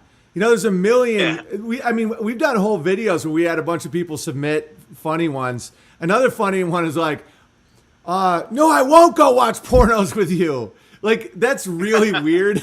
But like just to because there's such a perverted element to seeing these creepy old men with their masks and their goggles and their bats, that if you just kind of loudly accuse them of being perverted, they kind of just scurry away. It's kind of like what you said. It's whatever works.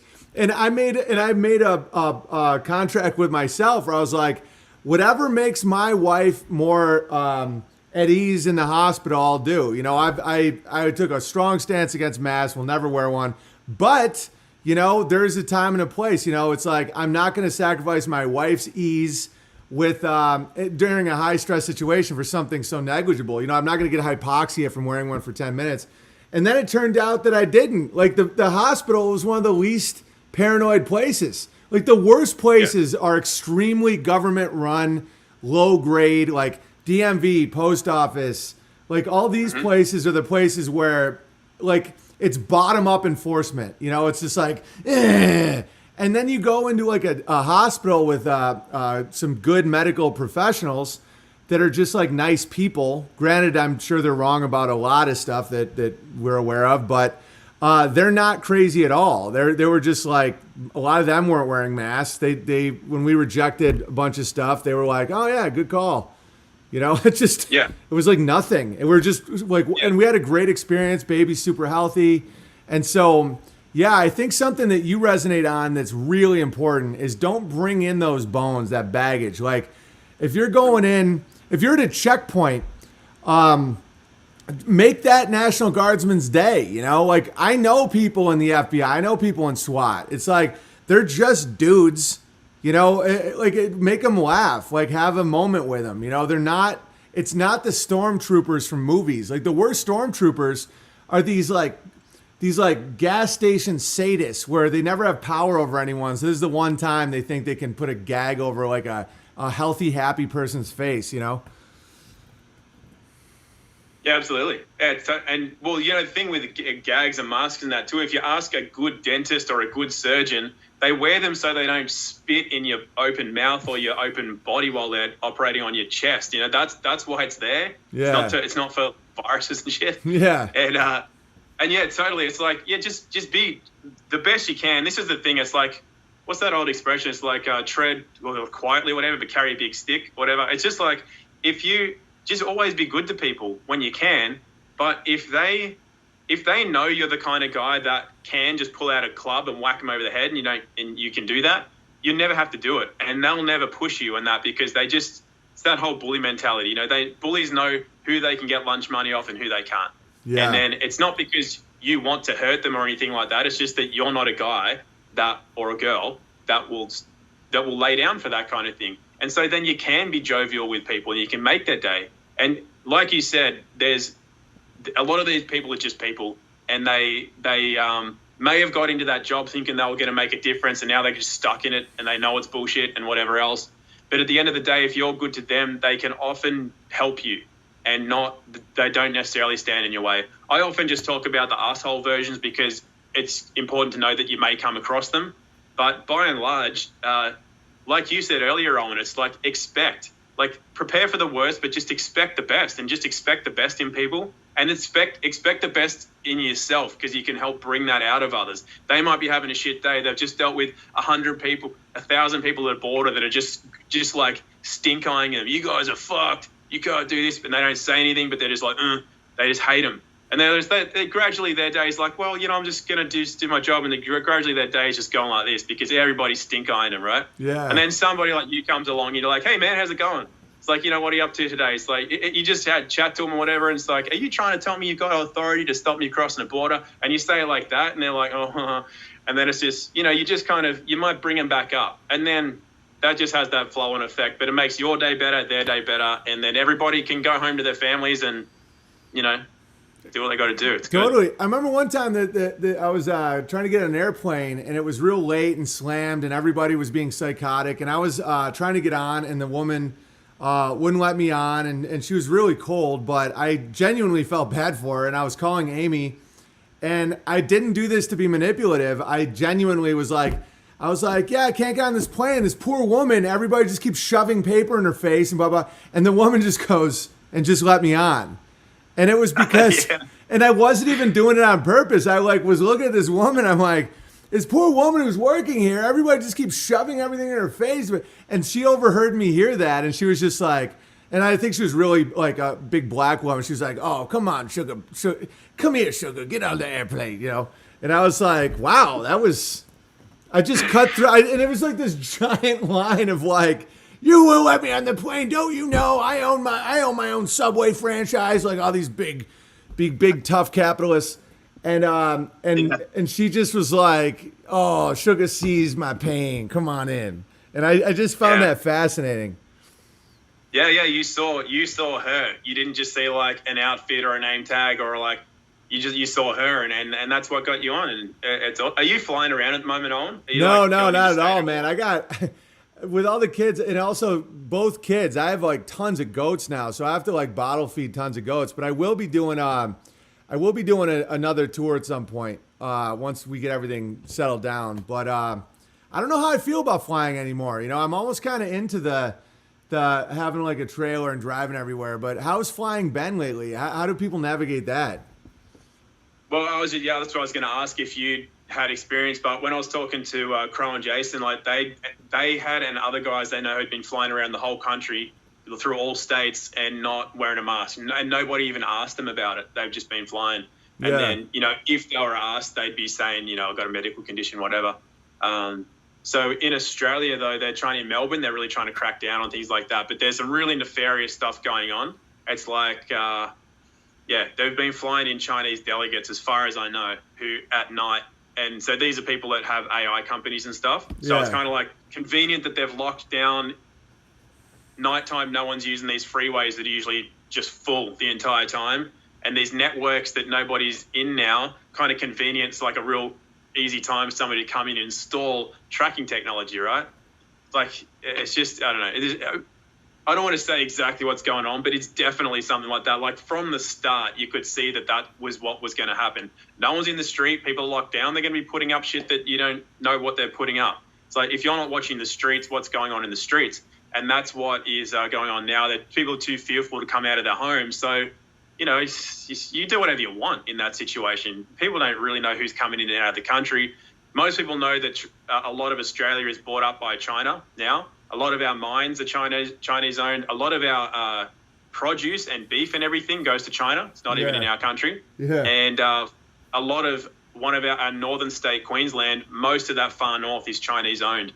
So it's not too far of a stretch of the imagination to say that they are now putting in their Chinese technology to do the same credit systems, social credit and tracking systems that they have in China, because they own a lot of our politicians. So, you know, I mean, that's what's going on. But I'm the same, you know, with flying.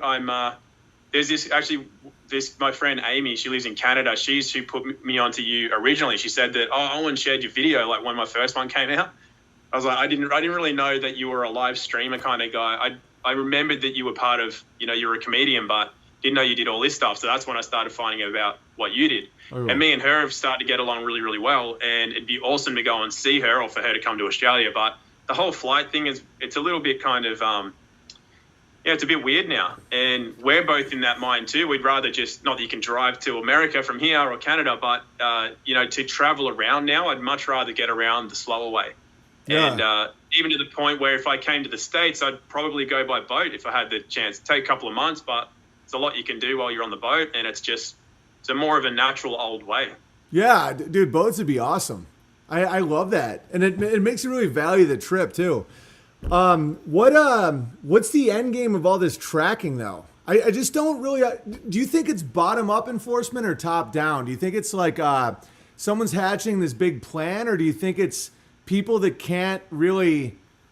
Because I'm blown away by how many people are not only believing it, but begging for it. And so I always wonder if the government is almost like the dude with the flag, and they see a mob of people running one direction, so they just run out in front, and they're like, I'm the leader of this mob. Or is it like this weird Tavistokian psyop thing?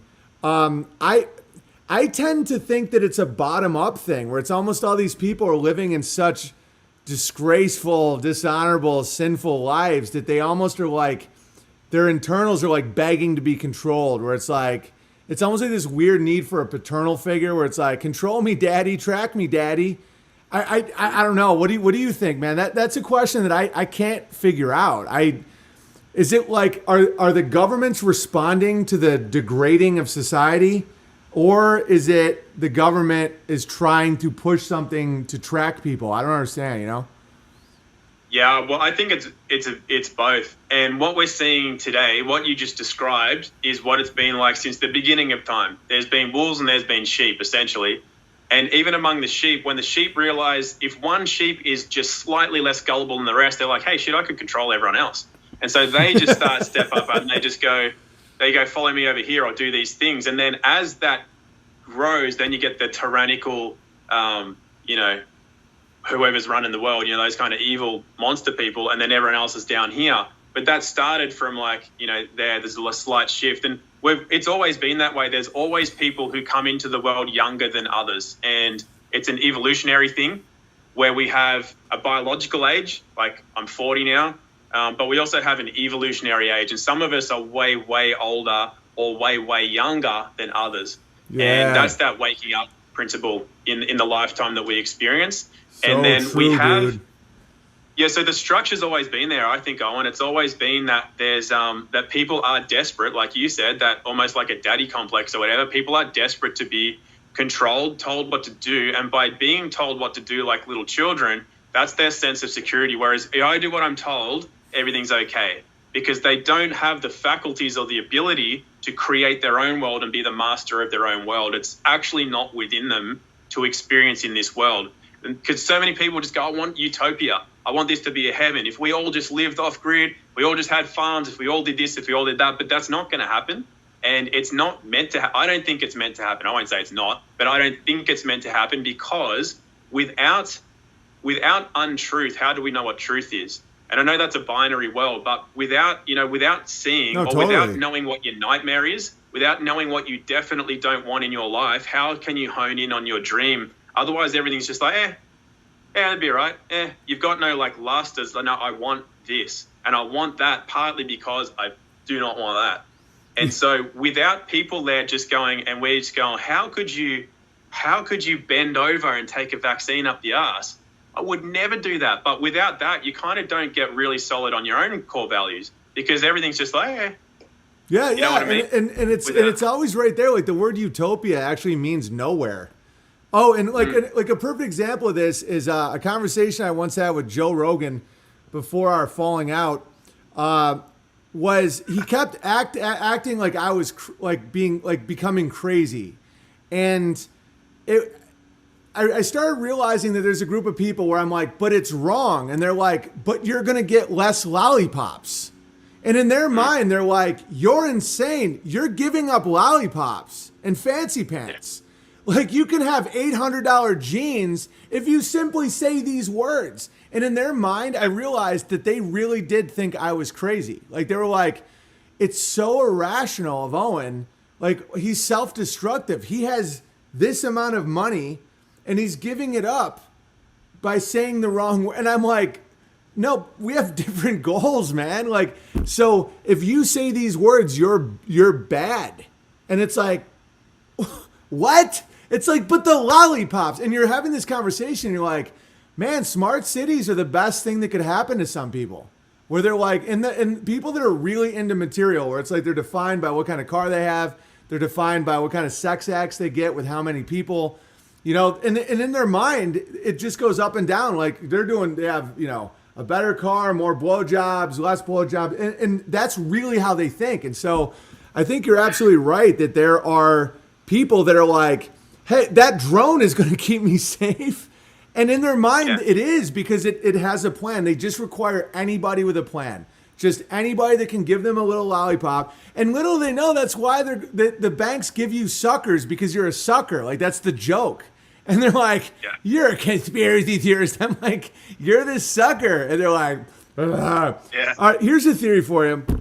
I was talking to my buddy. I don't know if you know Benjamin Balderson, but he's a good dude. He's really into like alchemical science and alpacas. He's like into heathen cosmology. He's real into Odin and stuff like that.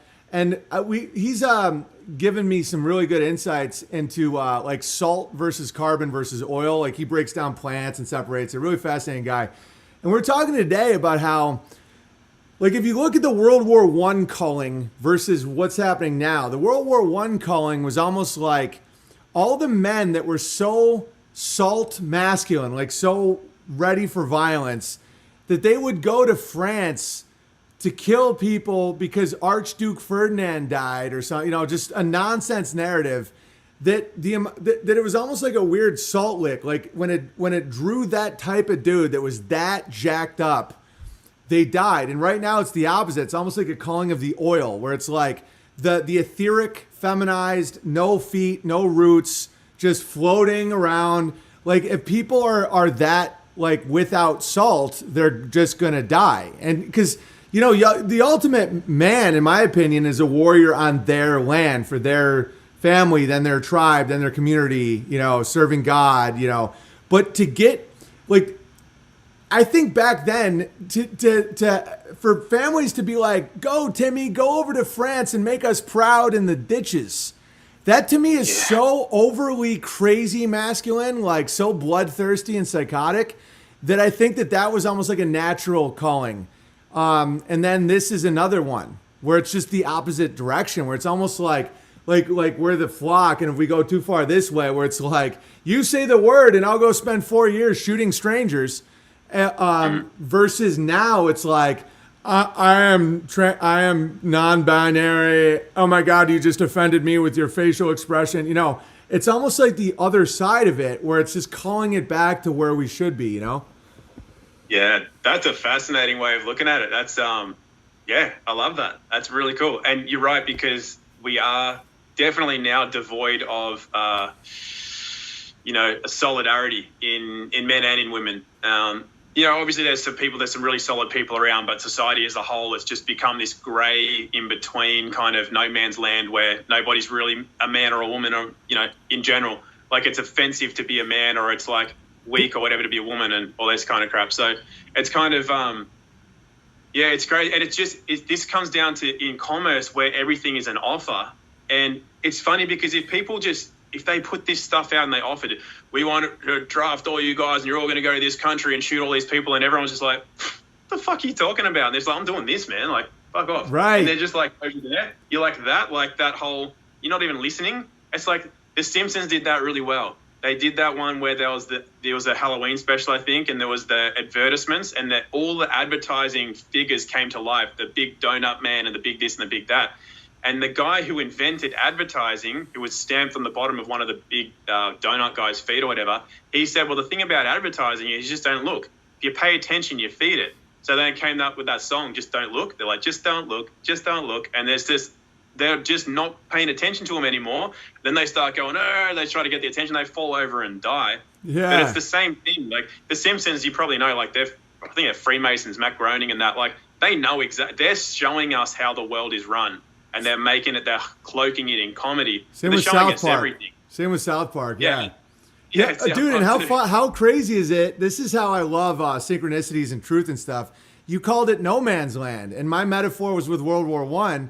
And you were like, right now it's a no man's land, which is hilarious because that's the land in between the trenches of World War I. I just found that really interesting that you used the term no man's land. Because instinctively, it's a similar thing. Like to get people to go to no man's land versus right now, no man's land is all over, where it's like this gray blob. It's a similar thing. It's just the other swing of the pendulum. Man. I hosted an event for Trey and Matt from South Park in San Diego for Comic-Con, and I got to feel like the presence of those type of people. And man, they know shit. They're definitely, I don't know if it's Freemasonry. That sounds probably right, but they have a playbook that they're unfolding to people on some level to the point where they're like really obsessive about the colors of each character. Where like Trey Parker will just, because one of the producers was telling me about it, and I don't even think he knows what it means, but it's like a certain shade of green for this one character's shirt, and it has to be that. And he's like, man, Trey'd freak out. I'm like, he's doing alchemy, buddy.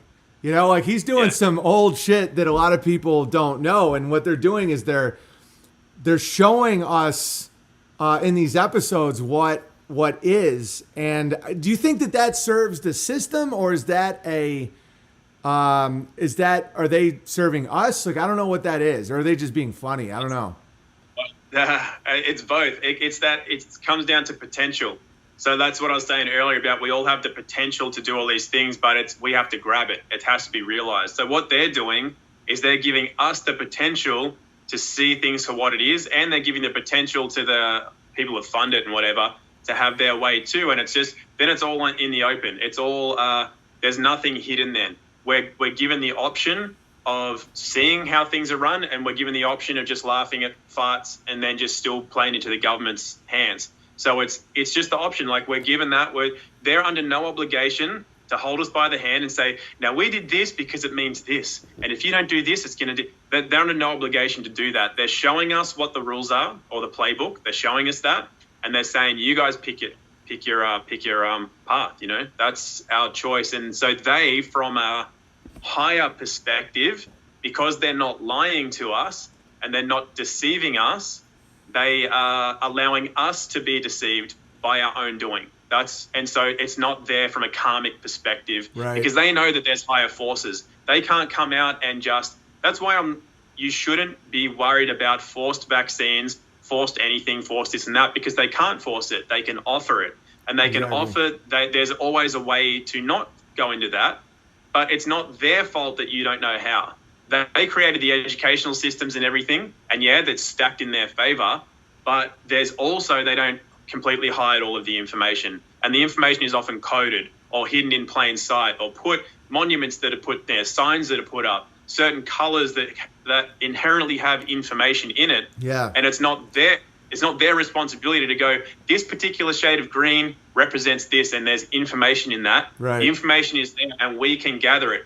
If we stop looking at the news, if we stop putting chemicals into our body through our diet, if we stop distracting ourselves with so many things, like you said earlier, we can pull this information out and recognize it when we switch on our innate, inherent intelligence mechanisms that sees that and then recognizes what it is. Yeah, and we I almost dormant. think it's not even hiding. I think it's just plain sight. Like the more gardening I do, I'm starting to get these instincts with colors. Like I see colors going together, what a color represents in a plant, like whether or not something's going to taste a certain way based on the color.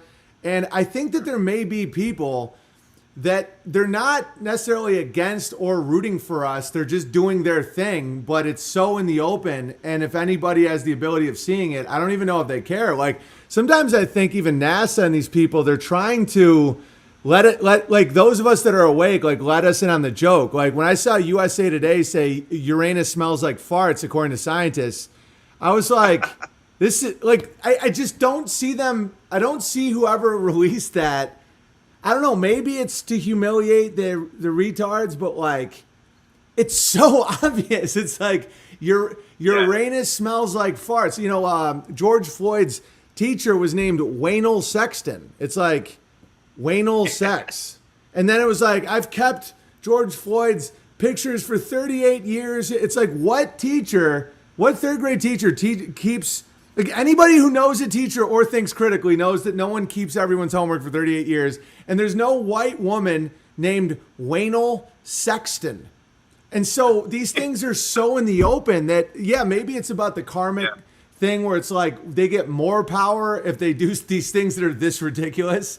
Or are they like, do you guys want to see it yet? Or I don't even, these are the motivation for Uranus smells like farts and Waynel Sexton and stuff. I still haven't figured out, but there's something there because they're not even trying to be deceptive at this point, you know? No, but I think it's funny though. Like you said, like imagine you're sitting around a table, right? And you put yourself in their shoes. It's always a good idea to put yourself in someone else's shoes. So let's say me, you, and a few other guys were sitting around a table and we're just like, you know, how dumbed down is society? Like how good have we done this? It's like, let's see if we can say that there's a teacher called Waynel Sex or something. And let's just say, let's say this, let's tell them that Uranus smells like farts. Like it's almost like we're betting. It's like, oh no, there's no fucking way, Owen, that you're going to pull that off. I'll bet you a fucking house that you can't pull that off. And you're going, I'll take that bet.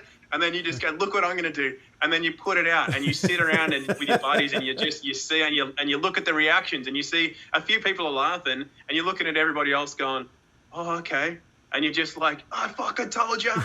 You know, that might be what they're doing, but it could be that. But I've had this feeling for a number of years now that we're given, I think there are hierarchies, right? And as far as there being different beings on the earth, not all of us are the same kind of human, for example. And I think that it's almost like a maze. And at each point of waking up, you're starting to make your way out of it. And I just have this feeling, could be way off, but it's just a feeling. It's like an abstract feeling that it's kind of like this thing where you've got to find your way out of it. And there's a reward at the end where it's like, you saw it, you made your way out. But until then, it's like these things that were just not obvious in the beginning. And then you start to get in this initial world is like, fuck, it's actually scary. These people are out to get us. And then as you get out, it starts to become comical and more comical. And you're like, this is really fucking funny. Like, what is going on with this? How could I have not seen that before? Or how are these people not seeing this? And it starts to get funnier. And then maybe there's some final test at the end and you pop out the end and they're like, oh, well done, buddy.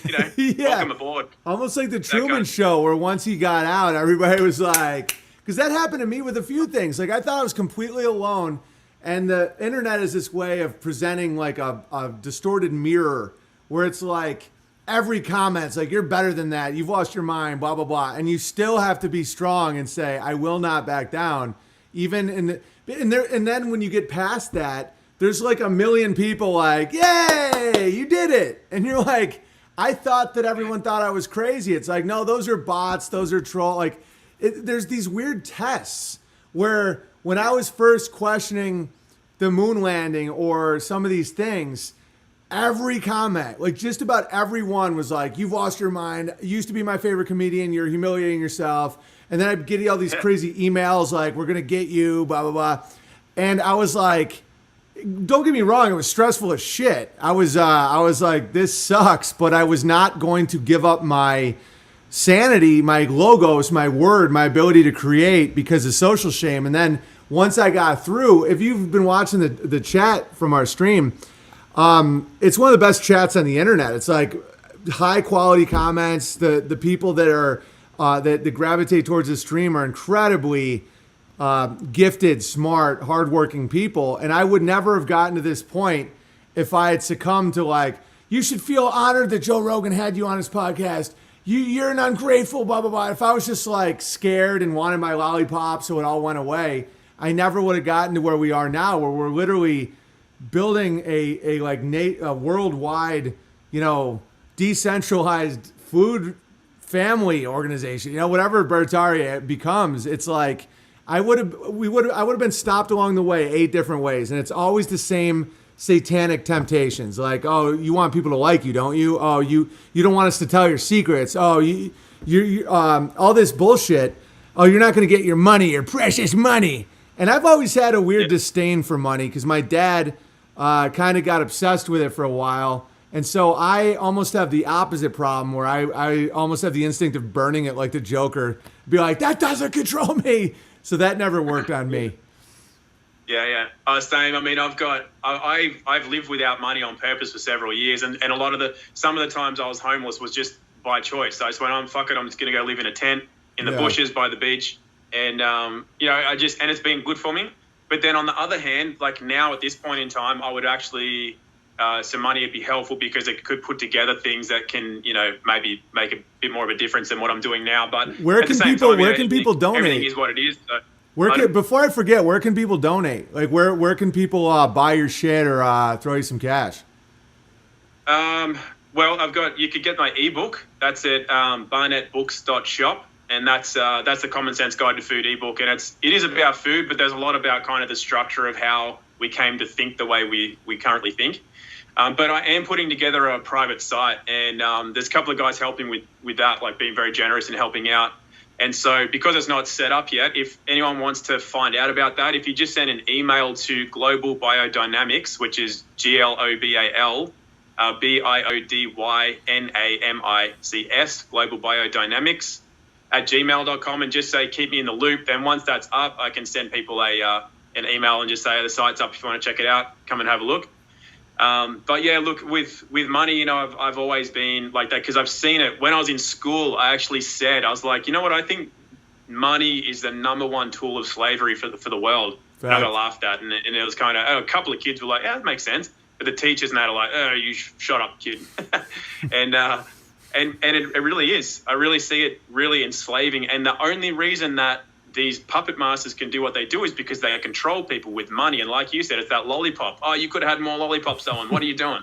And that's most people's mentality. But for guys like us, because when you see that there's more to life than that, when you see that the real wealth is all in here, it's not what you've got out there, and that security comes from a faith in yourself and a faith in what put you here and what you're here to do. You don't need the security of a government and rules and regulations and all those sorts of things, and you just don't need it. And so you've got that, and you're doing really well and for yourself these days and that. And it's kind of like, but I know that if you had that or you didn't have that, you would be the same guy.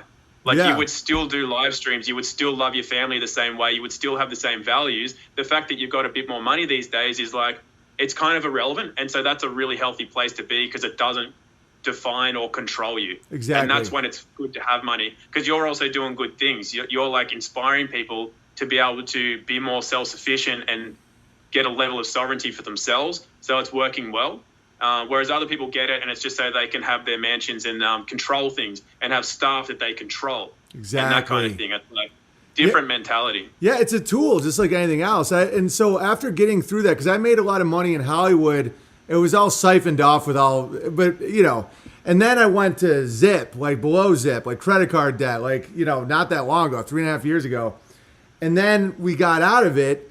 And so that was a very helpful phase where now I have a probably the healthiest relationship I've ever had with money, where it's like a hammer. It's a tool. You can beat someone to death with it. You can build a house with it. You know, you could worship it like an idol, you know, but in the end of the day, for dudes like us, if we want to accomplish things, you know, money is a great tool. And so I went from being like, literally there's streams where I'd be like, take your precious, I'll burn your super chat. Because people would super chat me like $100 and be like, you suck, you're going to kill yourself. Dude, it was crazy psyops. I don't even know what the hell, who was behind it or what it was. But I would just have the instinct of being like, take it, I will burn it. And so then I got a little more stable about it. And now I see it as, if we want to do things out of debt, out of the bank's pocket, out of influence, we have to do fundraising. And that's why I think that people like us should openly say, you know, support what you like or it goes away. Like, people give all their money to Hulu, Amazon, Walmart, all this shit, and they actively hate you. They're trying to poison you to death. And so there's no shame in saying, you know, support us because we're doing good shit. Because a lot of people, they don't want to do what we do, and they would rather just support. They call it sending supplies to the front, and it's great. Yeah. Because a lot of people don't want to do this shit. They don't want to write books. They don't want to build this shit. They're doing very important things in their own life. And so a lot of people have had good conversations with me where they're like, stop being weird about money. Because I used to be like, I don't need it, I'm good, you know. And they're like, me too. Yeah, they're like, take it. They're like, I've had really cool people be like, I have $5 million. My kids are grown. Take my money and do something good with it. You know, not $5 million, but I'd be like, somebody would send me $100 and I'd be like, oh man, and they'd be like, stop. And so I started listening to that. I'm like, yeah, there's a whole ton of people that have had great lives, and they see dudes like us spreading truth to people, trying to help people get out of despair, trying to grow shit, you know, being fruitful.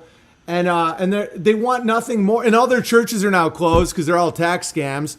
And they want to tithe, and they realize their pastor is just some weird closet gay meth head who's just hiding. And so they're like, just take it. And because it's an alternating current. Someone giving to the front helps them too. You know, it's kind of like what we're talking about with resonance. It's like, if you put your currency, your attention, your current towards something good, you benefit from it.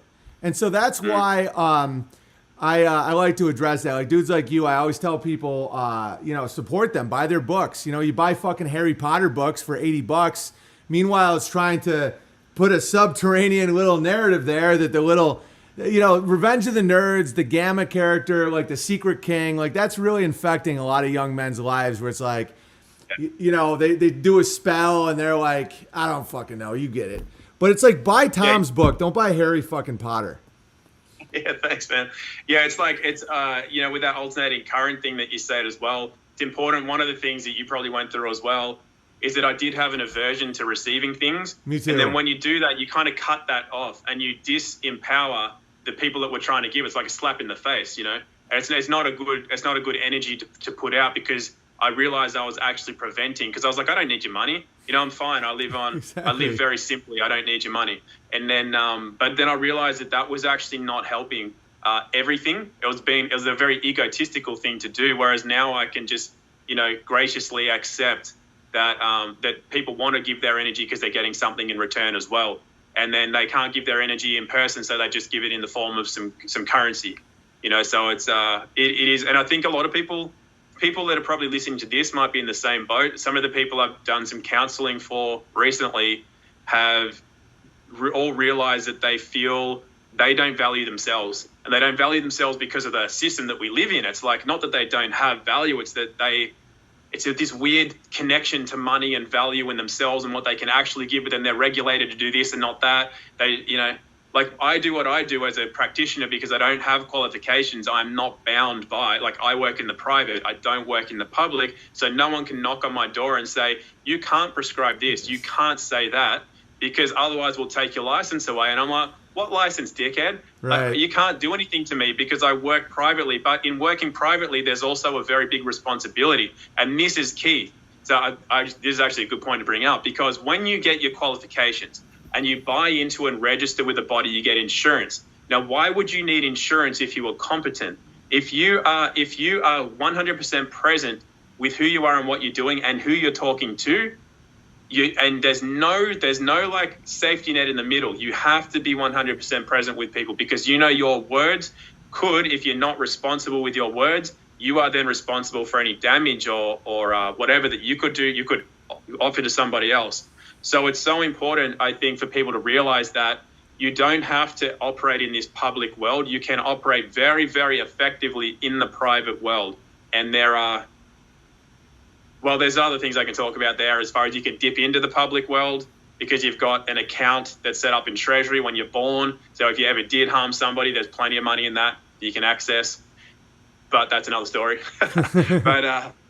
But yeah, anyway, but the point being is that when you operate in that realm and you are present with yourself, you become a more powerful person because you're present with yourself. You're not like, I'm doing this because the government has my back, or I'm doing this because people can get a rebate over here. It's like waters everything down. And when you stop watering yourself down, you become more valuable to yourself and to others. So then then other people start doing that, and we create healthier, more harmonious, stronger communities. And that's kind of what people that listen to your stuff and that have subscribed to my YouTube and Facebook and all that, they all want that too. And there's so many of them now. It's like,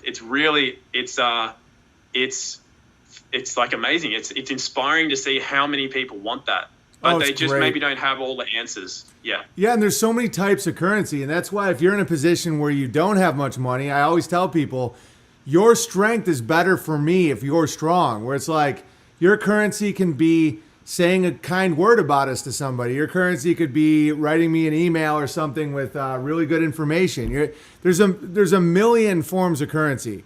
Money's just one, and it's actually one of the weaker ones, but it's really helpful when we're doing a project or something. But currency, we want strong communities. Like my children will have I become such a warrior psycho because of having kids. Because, when you're a father, especially, it's like your morality kicks in extra high because you're like, I want them to have a good world, not just, this house. So it's like your strength is my children's strength. I don't want, really desperate, evil people everywhere when they're walking around picking apples, And so that's why maybe some people are just naturally like that. It doesn't have to be fatherhood, but like my timeline has went so much farther. It's went like, as the American Indians say, the 7 generations, where you think of 7 generations in the future.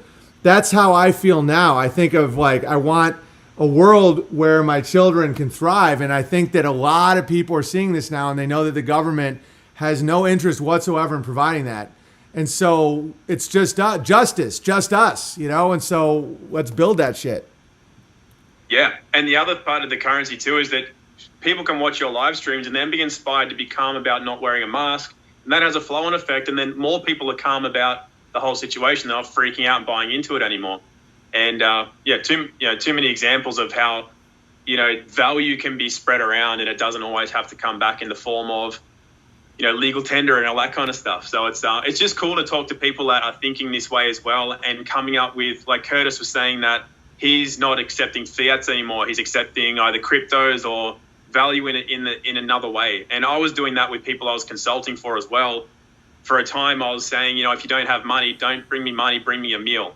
But That's bring amazing. me a meal that I've specified, so that by them doing that, they give something that's come from them and their hands. But also in doing so, they've learned how to prepare a meal for me, which is obviously going to be healthy because I'm teaching about nutrition. So in doing that, they've learned how to find, source, prepare, and make a meal so they can repeat that for themselves or other people. And that felt better to me than money, was receiving that, So there's always something that we can give as well. Currency just being part of it, and to accept all forms, I think, to accept that we all probably value each other more than sometimes we value ourselves, to start being a bit more accepting of receiving in general. I think for a lot of people, that's a big thing. People keep asking, are you on D Live? Are you going to do D Live? No, I only found out about what that is recently, but I will. So the site that I'm setting up is going to have, it's going to be like content, like podcasts and video content, but also instructionals. So actual learning content. And then I'll do D Live as well, so I can live stream and do all that kind of stuff as well. Well, But I great. don't have it set up yet. Yeah. Well, great, man. Just I'm here as an asset anytime you need anything. So this convo has been great. I got to go down and check out my the baby and the woman and the stuff. So this has been awesome, dude. I think we've covered a lot of Yeah, good man, stuff. thanks. And when your site starts kicking, let me know. I'll send a lot of people your way because you provide value to my guys because it's like this is what the scarcity economy is so false. When people, so there's so many streamers and YouTubers and people that they feel that if they send people to other people's way, that there's X amount of time, X amount of attention, and a lower. No, the more quality and more good people that I send my people towards, I sound like a retard right now. I'm really sleep deprived, but the better for everybody. Because then your insights raise their consciousness, like my insights raise their consciousness or whatever, and then they kick it back to us. It's fucking awesome. And it really is outside of space and time. Man, I'm really sleep deprived. I almost feel like I'm tripping balls right now. It's awesome. No, I've loved it, man. Thanks. People told me I should connect with you since I put those videos out originally, so it's good to chat with you. Can do it in the future, and definitely keep in touch. All rights reserved, my friend. Thanks for all the gravy, and I'll talk to you soon. Thanks, Owen. All right, peace. All right, guys. That was the great Tom Barnett. Go get his book. This is my, all right, so 3, 4, 5. So I've done over 4 hours of live streaming today. I've milked the goats. I've done a ton of shit. We did a lot in the garden. I just hit a zone mentally where I started being like, bro, it's like we're all one. Like I just felt myself becoming so exhausted. And that conversation could have went for 10 hours. But I'm buying it sweet. That guy ladles gravy. He tried to get himself infected with viruses by shoving things in his nose. Fucking balls. I love it. All right. Any questions for me before I go? Did you guys enjoy that? A lot of you guys, I saw in the chat that you guys were having a blast. It was amazing, BB. Thank you. Anytime. Yeah, if you'd like to support, P.O. Box 727, Gig Harbor, Washington, 98335. Yeah, I hit peak gravy. By the end, I could hear how I was speaking, and I was like, yeah, man, it's like we're all helping each other in the residence. And I'm like, oh, shit, my mind just went peak gravy. I'm probably 20 minutes away from seeing like little white butterflies next to a moose. All right. For those of you that don't know, I'm referencing the great Van Allen Bear's letter. Yeah, I just hit peak gravy. Coffee? No. I have to sleep at night, guys. Whenever the baby's not. We've had a really good time though. The baby is baby Jack is sleeping very well. But even that, given that, running a homestead, live streaming, all that, it's my gravy. I hit peak gravy. My mind is pure gravy. I can't feel my face. All right, I hope some of my friends from Dollar Crypto Vigilant made it over and enjoyed. Sweet. Cool. Van Allen. All right. Any questions? Recharge those batteries and me go. Thanks, Slap Weasel. Peaceful sleep. Yeah.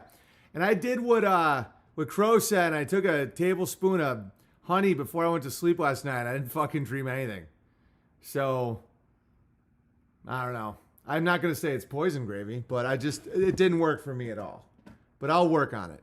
I'm going to do another teaspoon or tablespoon of honey tonight, and we'll see if I have some of those sweet dreams he was talking about. But I got pretty fucked over last night. I took the honey, nothing. All right, unauthorized.tv, unbearablesmerchandise.com. And if you want to donate right now to the Great Bear Trail, go to thegreatbeartrail.com. If you don't want to, it's totally fucking fine. I don't need a long email. Literally don't care. There's enough generous people where we're doing some really good shit. You have to snort the honey? Maybe.